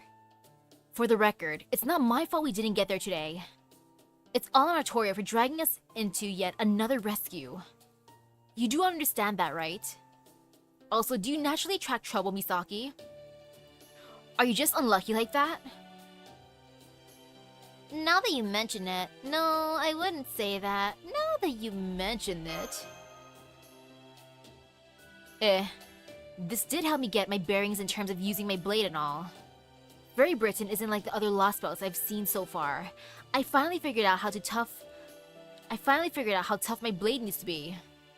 Your magecraft isn't half bad either, Artoria. I've got no idea why fairies here say your skills ain't worth much, but I do know they're a great fit for me. My scabbard's feeling smoother than ever with you around. Glad you're on my side. Thank you. Same here. I see. Unlike fairy soldiers, Muramasa doesn't just use his own magical energy to fight. He also uses external enchantments, as naturally as though they were part of his own body. True. Muramasa's fighting skills are definitely a cut above the rest. You said he's an alter ego, right? Does it mean he's not a pure servant? Well, Is it okay if we tell this story, Muramasa? Sure, go ahead. Now's as good a time as any, Misaki. Besides, I don't need anyone coming to me later complaining about how I was secretly a bad guy all along, or how could I betray their trust, yada yada. Well, it's a long story, but here goes. Blah, blah, blah, blah, blah. I mean... So, there's a place called Shimosa where I first met... It's like, not that far, Misaki. Okay, fine, fine, fine.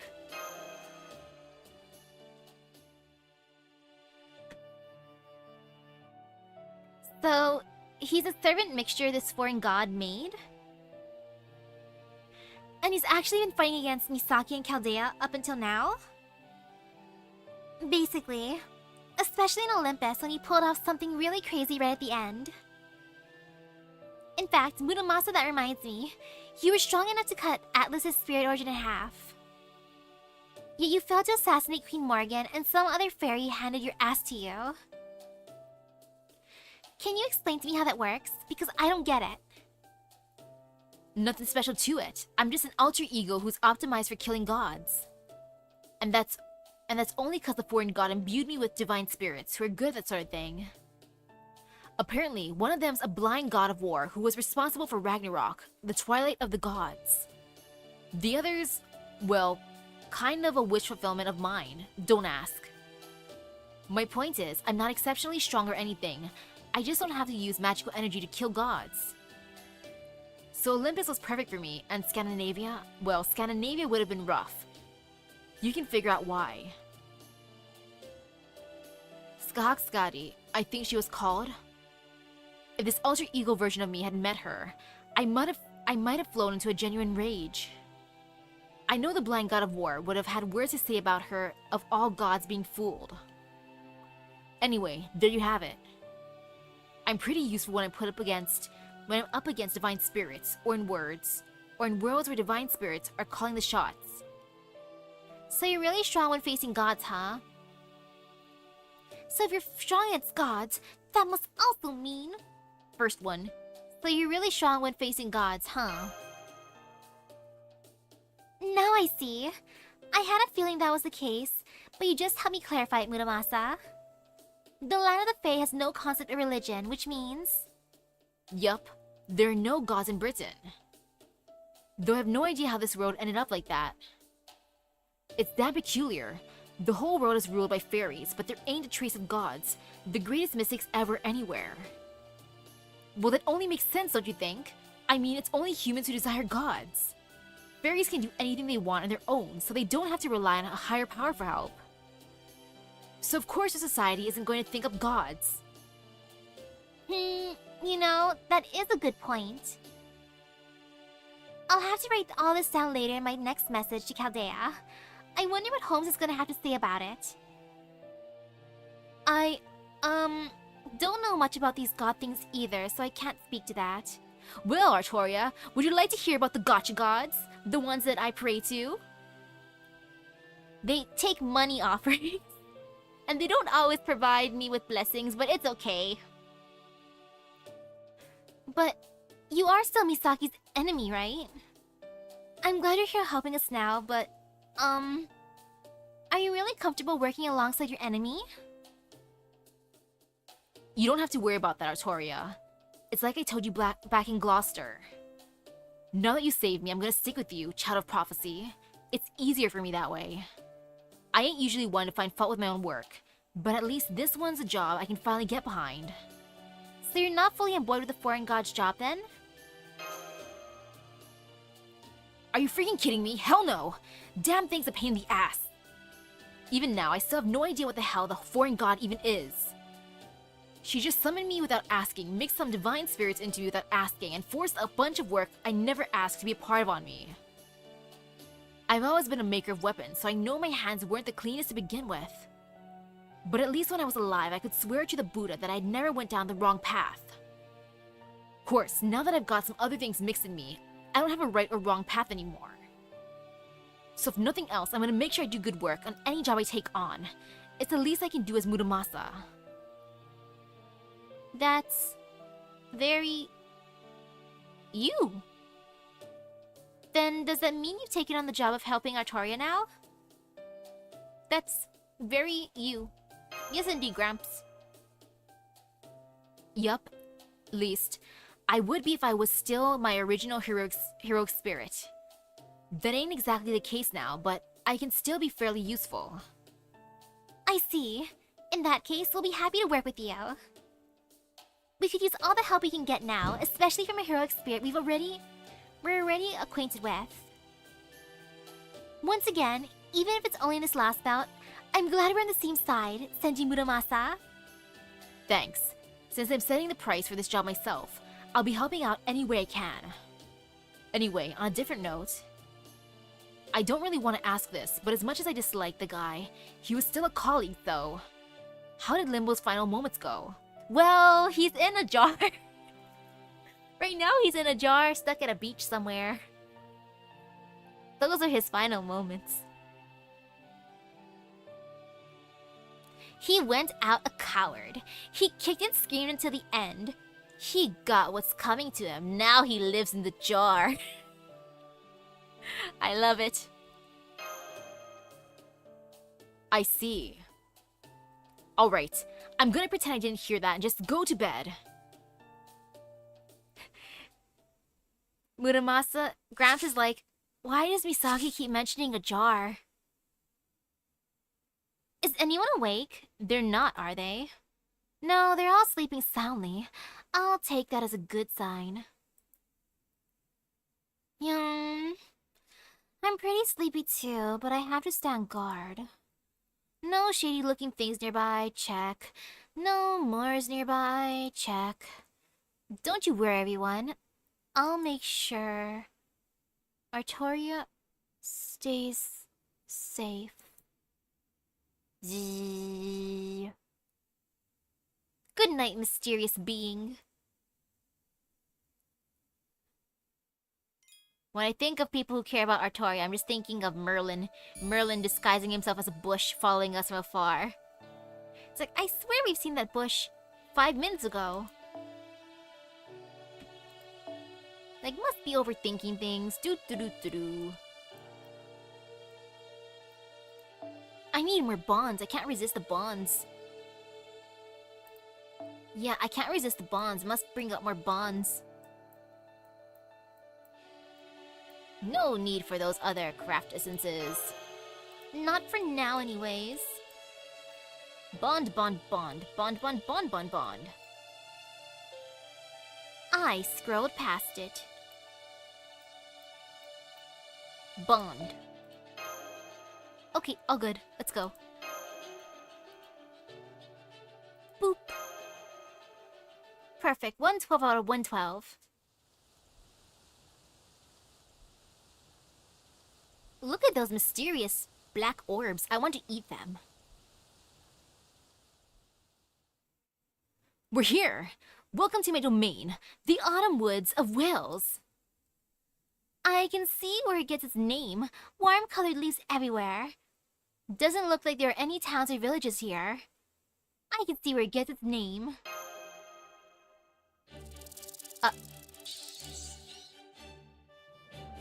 Well, I did not expect these to pop up. The caterpillars are cute. I want to tame one, befriend one, and then raise it. That'll be my new son. It's Oberon! Everyone come quick! Lord Oberon has returned! Please, Lord Oberon, please tell us about what you saw outside. Thank you for the warm welcome, everyone. As you can see, I've brought guests with me today. This is Misaki. She watches over things just like I do. This is Da Vinci, the cutest genius you'll ever meet. This is Muramasa, who'll probably be kind enough to make us all sorts of useful things. And this is Artoria, the child of prophecy. See? I told you the child of prophecy would be willing to come all the way to this isolated neck of the woods. Now, do you believe I was telling the truth?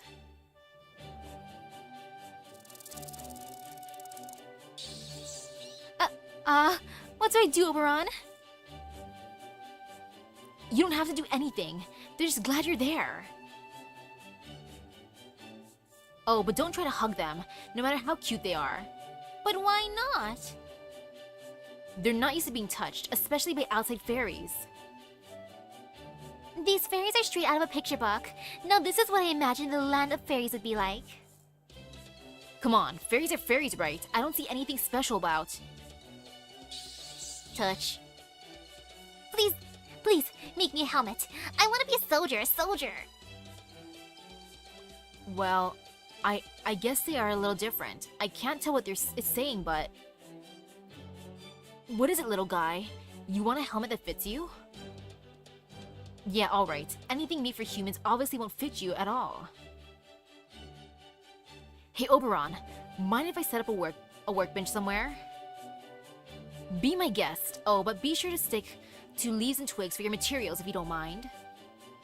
They don't actually want to be soldiers, they just want to play pretend.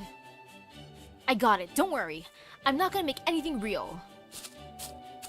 Oh, this is so cute! What about you? Who are you? Are you Oberon's friend? A real friend? Then that makes you our friend too. Please help him. Please help Oberon. Whoa. I can tell they're friendly, but that's all I can tell. Whoa! Nah. All my years as a kid, catching and raising bugs, gave me the ability to understand them. That's gonna be my headcanon right now. They're welcoming all of you here. None of the fairies who ended up in these woods understand suspicion. There are no imitations of human society here, but we can at least put you up in tents. Why don't you all kick back and relax while I go see what's happening outside? I'm counting on all of you to take care of our guests, okay? Don't worry, these people are all nice. None of them are going to hurt you. Okay, everyone, ta-ta for now! I'll be back tonight, so make sure to save some dinner for me. Huh? Hang on, Oberon. At least tell us how we can understand what they're And he's gone. I mean, at least we can tell these fairies are being welcoming to us, but... Indeed, I have no idea what these Welsh fairies are saying either. I also noticed Lord Oberon didn't bother to introduce me. That hurts, honestly. I wonder why. Is he just absent-minded? I'm sure it just slipped his mind. Oh crap, I forgot he was here too. We can never forget about the Red Rabbit. I'm, sure it just slipped his mind.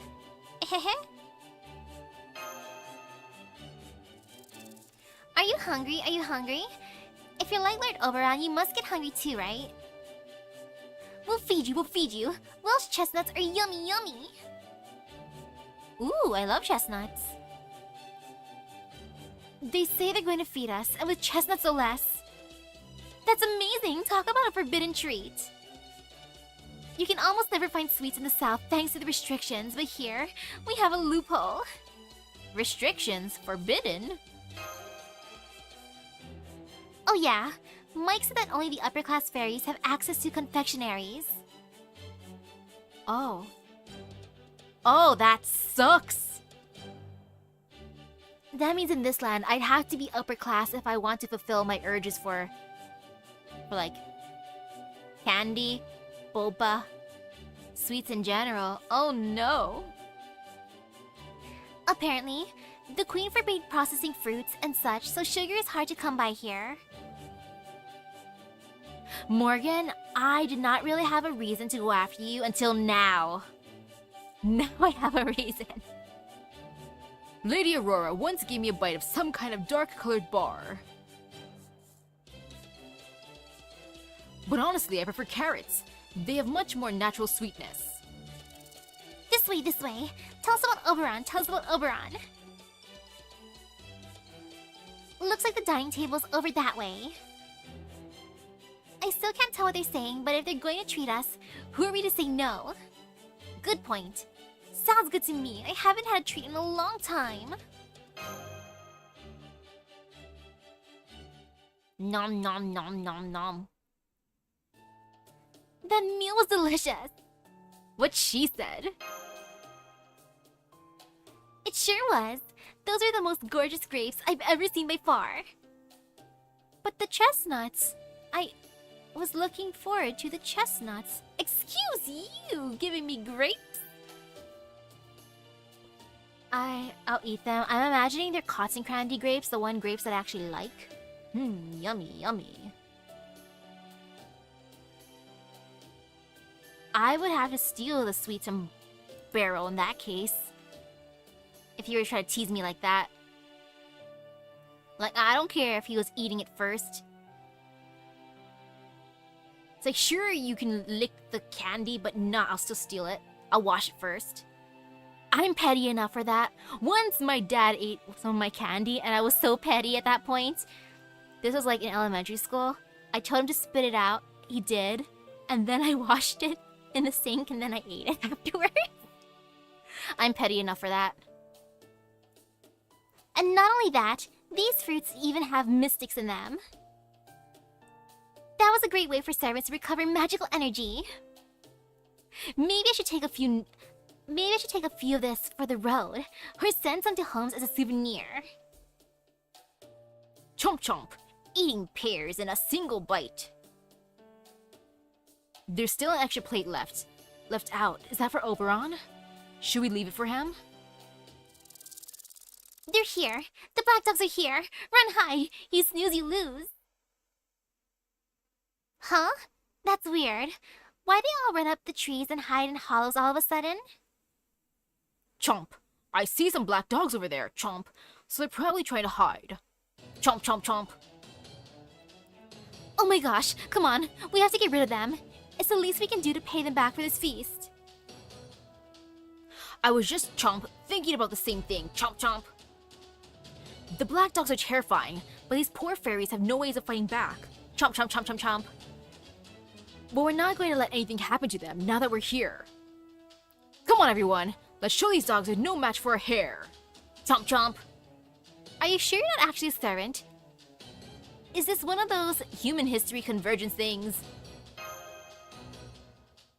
Chomp, chomp, chomp.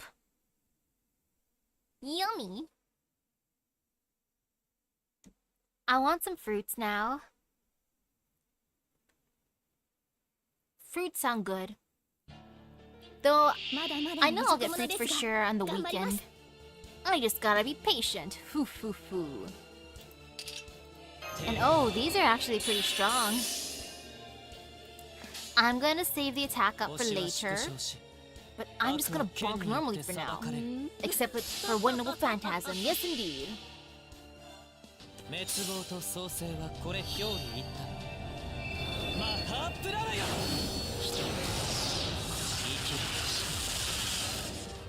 Like maybe I'll get a fruity boba instead of just a regular one.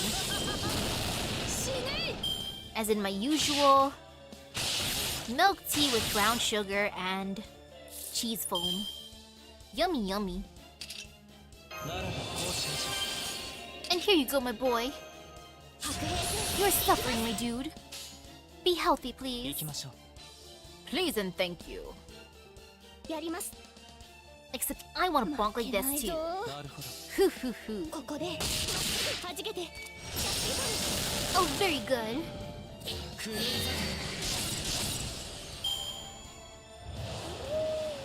Harbinger of death, how dare you? Not going after Nobu because you know Nobu's too amazing for this world. Understandable.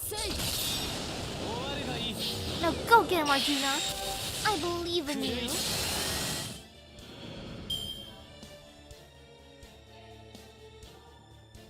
Wasting food is worse than like eating something I really want in front of me. Like, oh, wasting is just like pure rage. Like, how dare you do such a thing? Like, that is so incredibly rude.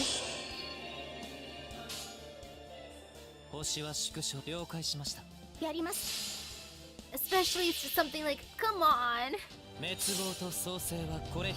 Something I can't just pick up the ground and eat afterwards. If someone were to like pour a delicious drink on the floor, like in dirt, I can't take that afterwards. No. But if it's something I can wash, then whatever. I can be like 5-second rule, ha ha ha. Death throes? You have good. I respect that. Now goodbye, stagnant. Boop.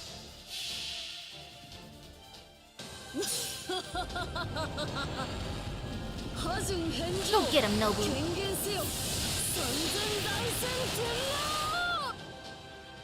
I want to finish this section tonight for sure. Or if I can. But I gotta just make sure I finish by 11 p.m. for my time zone, which is in like 1.5 hours. Since I have a paper to write, I have like 300 more words to write because there's a word count. But it's only 300 words, not bad. That's like easy to BS. One more guts. Yeah, not bad at all. Though the curses will hurt me. Yeah, I don't like these curses, my dude. Can you just like not curse me? Thanks. Castoria, please, raise your gauge. I need to be curse-free. I'm suffering here. Ouch. I wish I had Goki. I wonder how much damage Van Gogh could do right now with all them curses. She'd probably be having a fun time. She'd be like, "Wee, this is amazing. Thank you. Thank you for cursing me like that." And just in case it goes after Arjuna, I want him to be immortal. Especially after doing this. Please live, my boy. I believe in you, Arjuna. All good.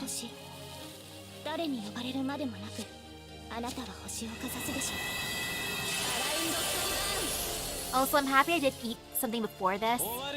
I put some rice in a bowl. I went to the fridge, grabbed some tiny little fishies. They did pan-fried, dry fishies. And then I just put them in the rice and then mixed it up and then I just chomped on it and then I streamed. So I'm good on that. I saved some time. Hoo hoo hoo. Wow. A passive that makes it impossible for her to die from that? Okay, NP charge from the curse is not damaged, but still that's good. She'd be able to farm or spam her noble phantasm so much here. What was that incredibly powerful enemy doing mixed in with the black dogs?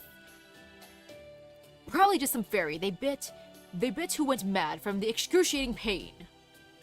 Are those different from the Moors? What were those black dogs anyways? But no, I want to know about the one that was bitten. Yes, fairies become Moors when they lose their purpose and shine, that is, when their lives become meaningless. And when they're infected with meaninglessness by touching other Moors.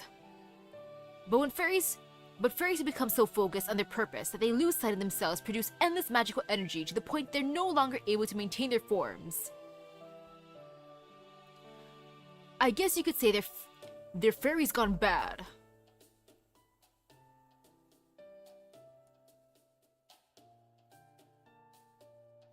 That's what happened to those fairies in the Nameless Woods. They were so happy to have a human that they couldn't keep their desires in check anymore, and ended up killing their own friends. Doga, I will miss you. They did it, they won! Board again. Oberon's gonna be so sad, Oberon's gonna be so happy, he has good friends now. Well, if the fairies are happy, we must have done a good thing, driving those creatures away. Alright, since it looks like we're going to be staying here for at least a few days, why don't we set up camp? Especially since there's no point in worrying about what's going on outside now that we're here. So let's just relax and recuperate while we wait for Oberon to get back. Yeah, I'm just gonna chill and eat some more of these delicious fruits and nuts. Yummy, yummy. And now we wait. Yeah, I can definitely finish this section. Oh, they're so cute!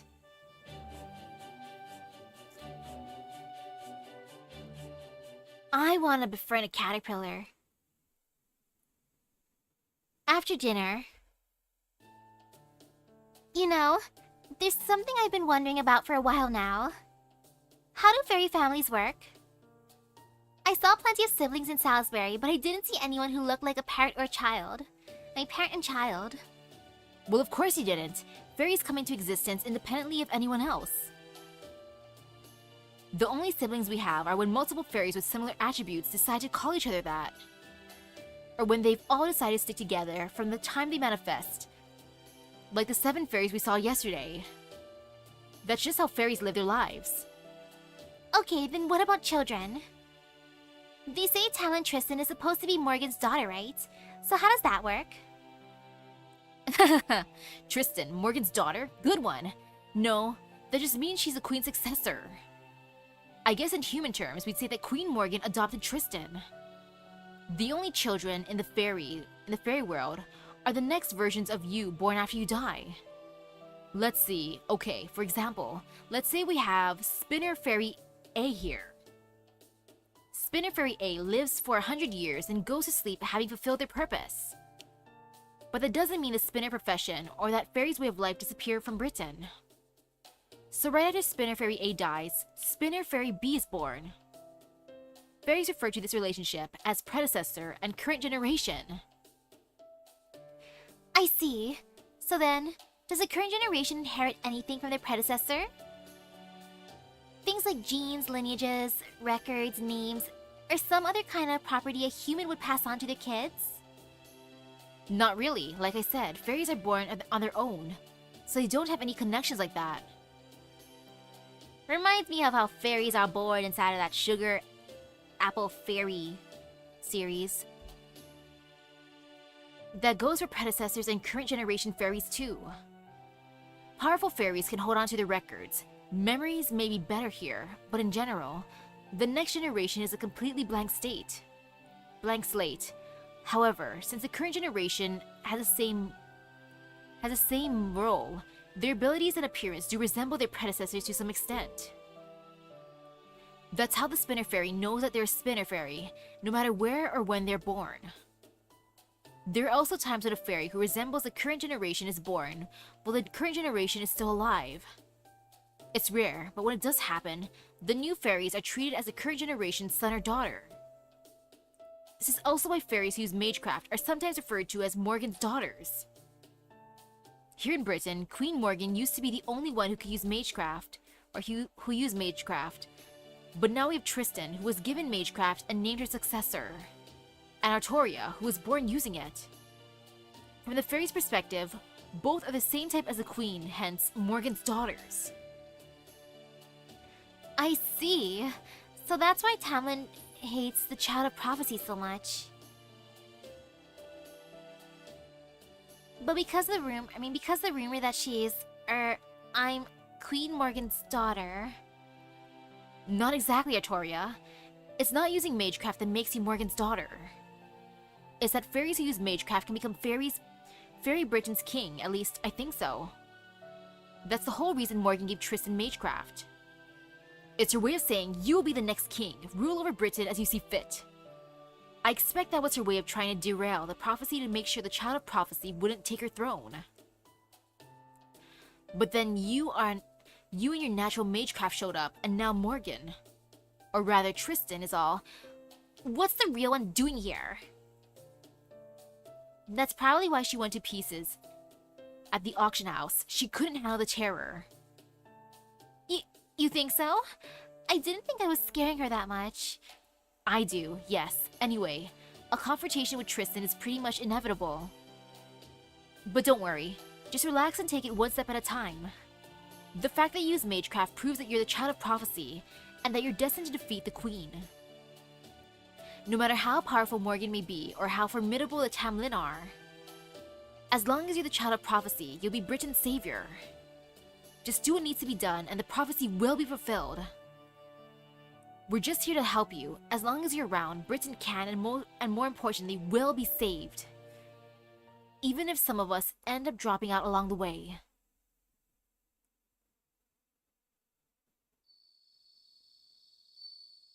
Dot dot dot. It's no use. I can't sleep. I need more food.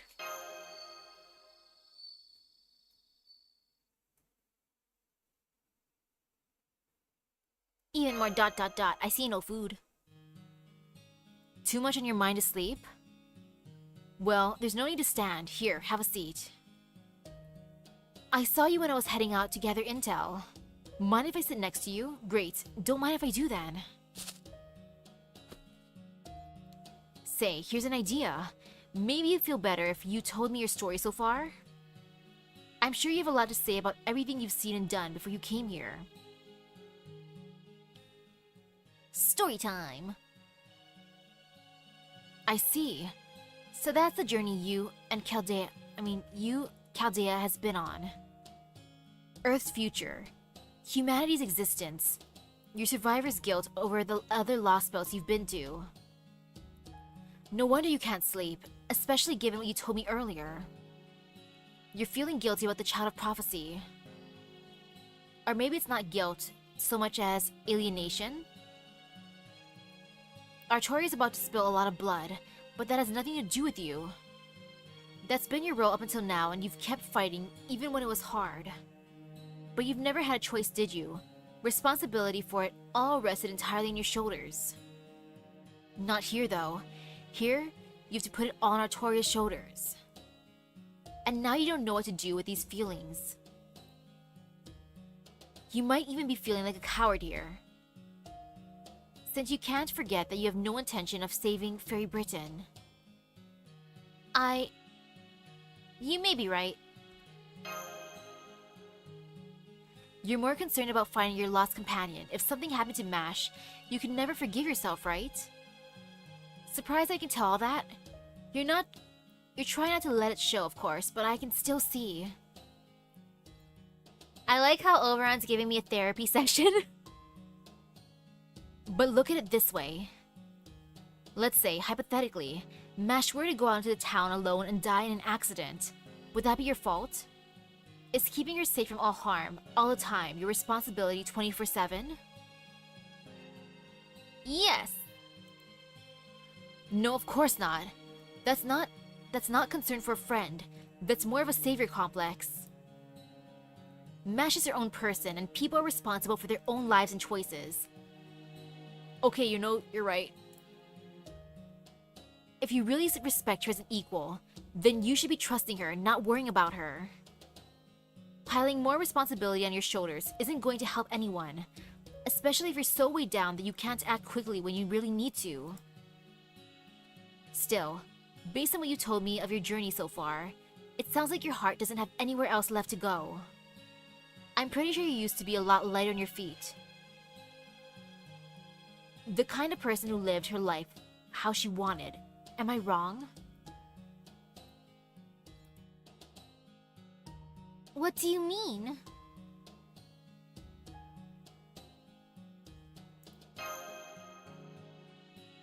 Well, I can tell you what I don't mean. I don't mean just doing whatever is easiest.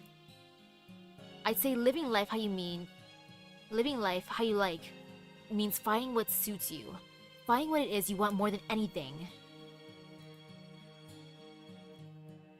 And fighting for it as hard as you can, come what may. That's how you were doing the incineration of humanity. Not that I was there to witness it, obviously. My point is, you and I are a lot alike. I'm guessing we both have the same role to play here in Britain. We're bystanders. As much as we hate it, you are no more the protagonist of the story than I am. You're right, Oberon. The true protagonist is Mash. Which hurts me for a tiny bit. Ouch. But at the same time, I'm proud of Mash. She's being her own person. Good job, Mash. Just like Oberon the Fairy King wasn't the protagonist of A Midsummer Night's Dream. All we can do here is watch and see how things play out. Even in battle, we can't do anything more than offer support from the rear. But that doesn't mean you need to beat yourself up. At some point before all this ends, there will come a moment you have a crucial role to play. A time when no one else is around and you'll have a chance to change how everything unfolds. Sounds great, doesn't it? So for now, I suggest you swallow that worry, get some rest, and look forward to what's yet to come. So what if you're just a bystander? Even spectators have their pride after all. So bide your time, wait for your moment, and do something spectacular at the very end that not even the gods could have seen coming. Just imagine how good it's gonna feel when you finally wipe the smirk off the smug face of fate itself. I don't know what that even means, but it's very you, Oberon. Thanks for cheering me up. Heh. Thanks, Oberon. Not sure what that was about, but I feel better now.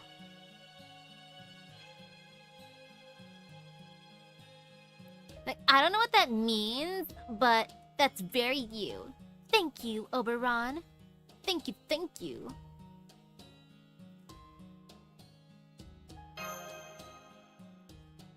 What's so strange about it? That's how I live my whole life. Oberon, that blushy, upset face is adorable. Misaki. There aren't many people out there who can explain everything about themselves. No, there is definitely a big difference between Merlin and Oberon. Oberon is broke. Merlin probably has lots of money. From all the people who threw scene quartz at him. Merlin's rich. Well, Oberon has bad spending habits. It's not like we're predictable tools that come with instruction manuals. We're living analog creatures, fuzzy around the edges. That said, everyone has at least one thing they like about themselves, right? It's kind of embarrassing to say this out loud, but at least in this example, I don't think I'm a coward. And of course, you aren't either. Oh, there's the little moth I've been missing. True. Merlin gets to rechat his magical, like, Magi-Mari. Oh, sorry about that, Blanca. I didn't realize I've been talking so long. Let's go look for intel in Manchester tonight. It's about time we started investigating up north. Alright, I better get going then. I'll see you tomorrow night.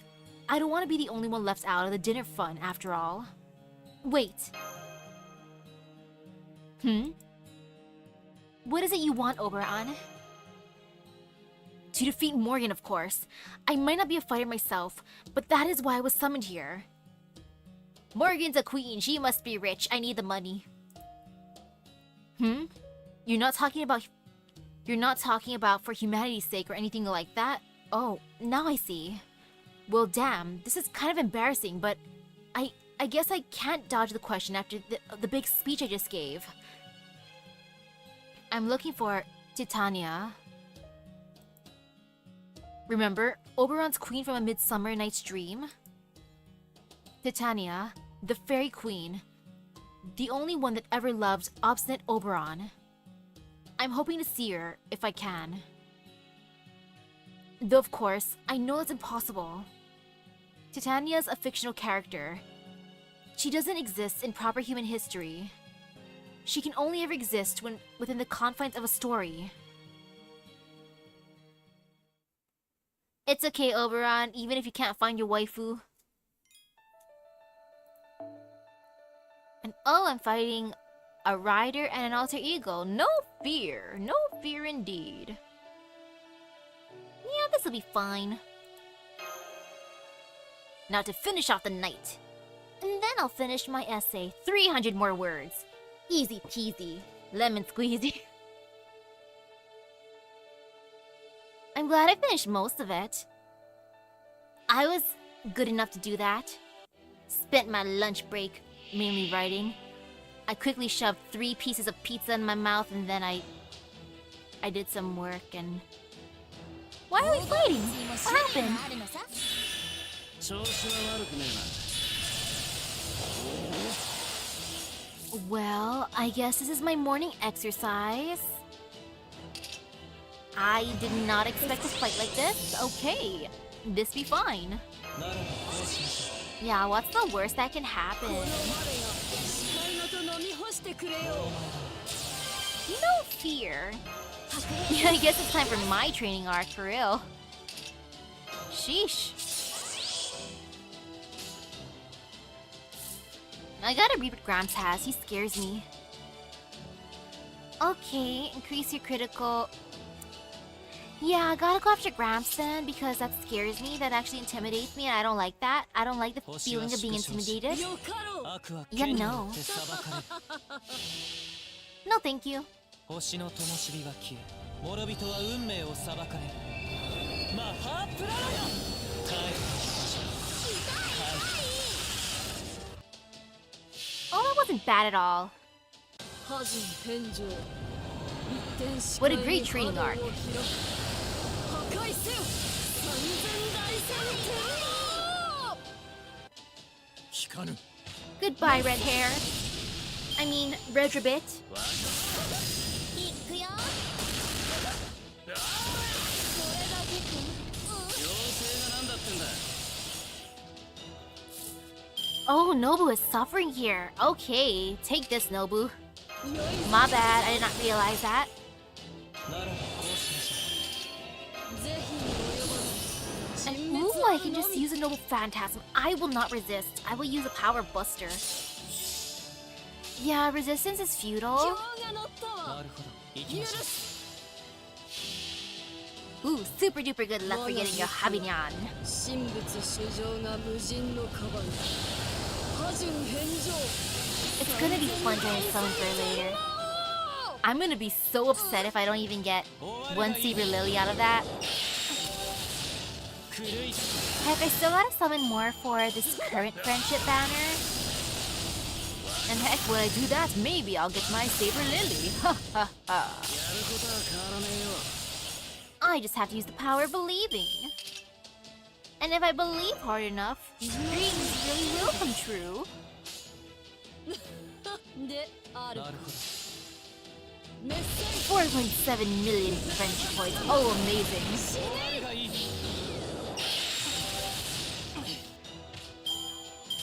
悪を裁かなければならない And before Lily, though, yo, that's amazing. I got a few more Nobukatsus for my summons. No Lily, no more Angry Mango, but hey, look, Nobu and I are besties. You just witnessed my great bond.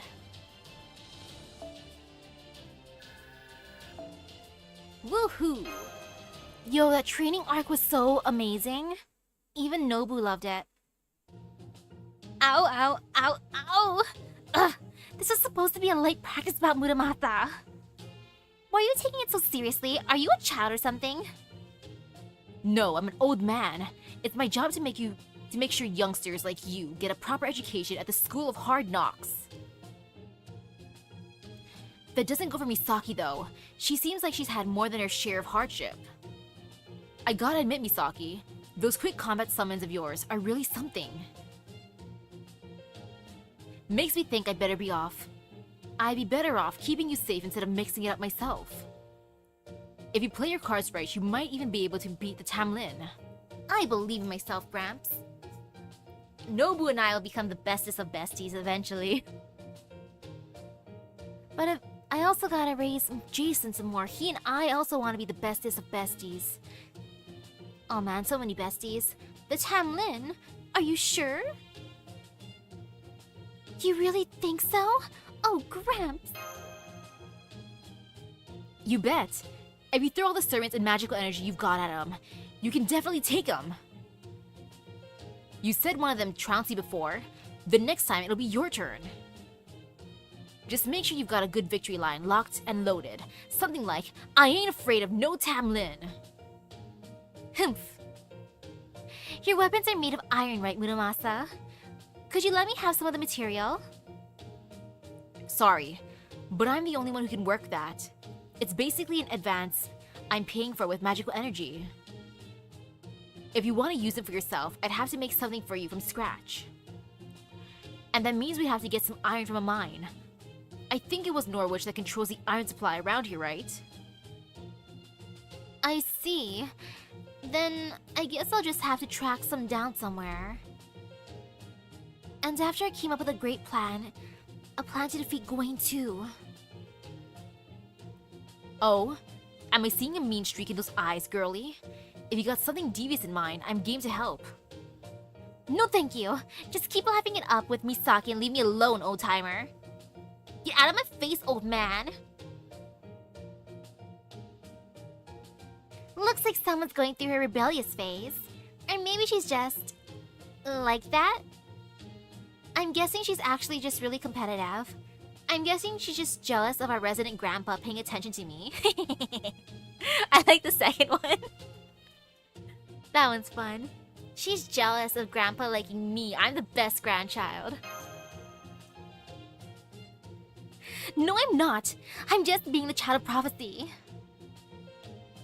If there's no getting around that, then I might as well start taking it seriously. Start taking it seriously? Come on, you've always taken it seriously. No one here's ever thought otherwise. Oh, I see. You're worried about what Oberon said about you having to confront that Tamlin eventually. I mean, that's definitely part of it, but... I just figured I can't just sit on the fence forever. The whole idea of making a pilgrimage around Britain and ringing the bells still doesn't quite feel real to me.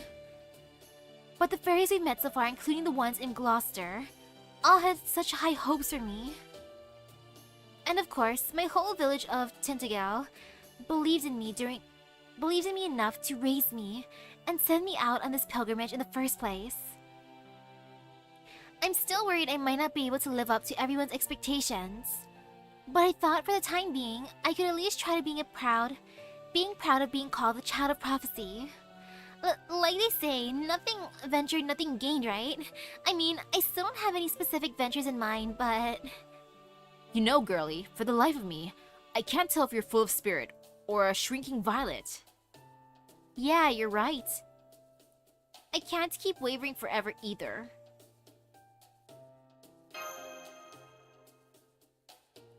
Stare. Misaki? I've made up my mind, Artoria. I'm going to help you no matter what Chaldea has to say. But what about Mash? I thought we were only traveling together until we found Mash. Of course, we're still going to look for Mash. I'm not stopping until I find her.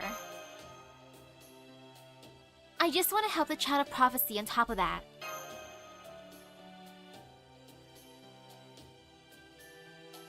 Good point, Misaki. We haven't made our position very clear, have we? Finding Mash is definitely your top priority, but that doesn't mean we can just leave Britain to fend for itself. So we want to keep traveling with you, not just so we can find Mash, but so that we can help Britain too. Now that we've made friends here, we want to do everything we can to help them, so we can go back to our own home with no regrets. Does that about sum it up, Misaki? Sure does. I hope Director Gordolph's okay with that. Yup, I'm sure Director Gordolph won't be happy about this, but No, sure does. I hope he'll be okay with it. He's definitely gonna be okay with it. Sounds good to me. And I'm sure Gordy would give in eventually if he was here too. So, it's not just Muramasa anymore? You're saying you and Da Vinci are going to join me on my pilgrimage to Misaki? Yup, and I'm sure Oberon would say the same thing. Don't worry, we expect to be generously compensated once you've saved the day. So how does that sound, future king? Of course, if you'd rather not have us hanging around, we can always go our separate ways. No, not at all. This is great. I never dreamed I would have this kind of help. I guess this is the Child of Prophecy's first proper alliance. Now I'm kind of starting to feel like a king. Yay! Well, you really are a king, so... I'm glad she's so happy about this. And then she'll let me summon her next time.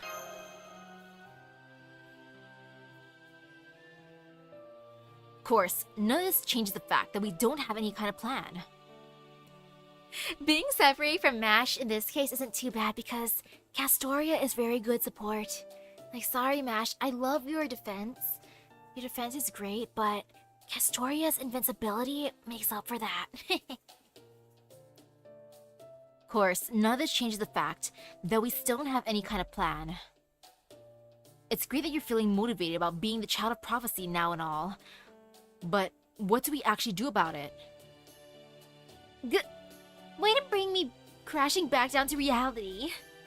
Could you let me be happy for just a little while, Muramasa? Ugh, that's your entire problem right there. Well, as a resident old man here, I kind of have to be a party pooper, right? I heard the whole thing, and I think I have an idea. That voice! It's Oberon! It's Oberon, yes, it's Oberon. If not, oof, my bad. Question mark? It's a little earlier than I planned, but the time is clearly right. I will tell you where the Child of Prophecy and you, her companions, need to go next. The crossroads of destiny where the Child of Prophecy's rumors shall become reality. That's right. It's time for us to go save Norwich. I can hear him, but I can't see him. Is it really you, Oberon?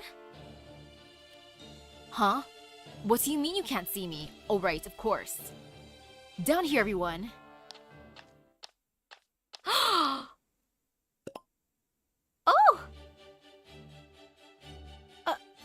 Adorable! Oh, precious little baby. Okay, I like the other picture for like a thumbnail, but this is... Boop. So cute. I want him as a plushie too. Phew. Flying long distances sure takes a lot out of you, but there's no substitute for seeing things for yourself. Alright, you guys haven't seen me like this before, have you? And again, he's so precious. I'm the stylish little speedster who races around Britain on a Sphinx moth at Mach speed. That's right, I'm Ryder Oberon, sometimes known as Robin Goodfellow, and the pint-sized Fairy King. Can I summon you, Ryder Oberon? You can take all my St. Quartz boy. Aw, man. I love being a pumpkin, but Oberon wins for the cuteness factor. Just look at that face. Boop. Huh. How did you get so small? That is a good cliffhanger for tonight. That is a very, very good cliffhanger. That's the best cliffhanger I could have asked for, honestly. Oh, he's so precious. Yo, I'm satisfied. That was good for the night. GG, 10 out of 10. Precious little baby. Regular Oberon, you're cool and all, but Ryder Oberon, that's the one I want to summon more. Sorry, regular Oberon, but your Ryder self. 10 out of 10. I would need to NP5 him just for the cuteness factor alone. And yeah, Tunguska's getting closer and closer, but it's okay. No worries. Even more fatal. Fatal. The Avalon adventure will continue later. That is the perfect cliffhanger for the night anyways. And I got to use my AP more in the event anyway too. Oh yeah, I could look at the notes real quick. This is what I've unlocked so far for the Fate Era. Fate Era 4000. The Legend of Ask the Savior. Civil wars between the clans push Britain to the edge of destruction. One fairy emerges to save Britain, then loses their life. That fairy was Ask the Savior. Fate Era 2000. The War of Summer. A war between the northern fairies led by Queen Mab and the southern fairies. The war ends after Ask the Savior's intervention, and the current 6-clan structure is established. Heir of the High Queen. First year. Heir of the High Queen. First year. Morgan establishes the current order of Fairy Britain. 2001. Ainsel, chief of the Mirror Clan, makes her prophecy. A savior who will save Britain has been born. A true king who will defeat the false king will appear. And then 2019, Chaldea arrives in Fairy Britain. Amazing, much wow. I'm more curious about the beginning Fae era. Like, sorry, Heir of the High Queen, you're cool and all, but this part is more hype. Though yeah, I'm satisfied. I'm just gonna use my AP up inside of the event, then work on my paper. 300 words, easy enough. I just gotta get that out of the way after using my AP. I'm pretty sure it's Da Vinci writing it. I wouldn't be the one writing it. So with that being said, thank you for stopping by the stream. I hope everyone has a great rest of their day at Epic Gacha Luck. Time to use up my energy, time to write my paper, and then sleep before work. My body be sore. Oh, it's gonna hurt tomorrow, but it's okay. I have an energy drink in the fridge just waiting for me. Ha ha ha. And some more cotton candy to munch on. So I'll see you guys later. Bye bye. Heck, I want more food. Just thinking of the fruit banquet that we had earlier. The rice and little fishies were not enough for my tum-tum.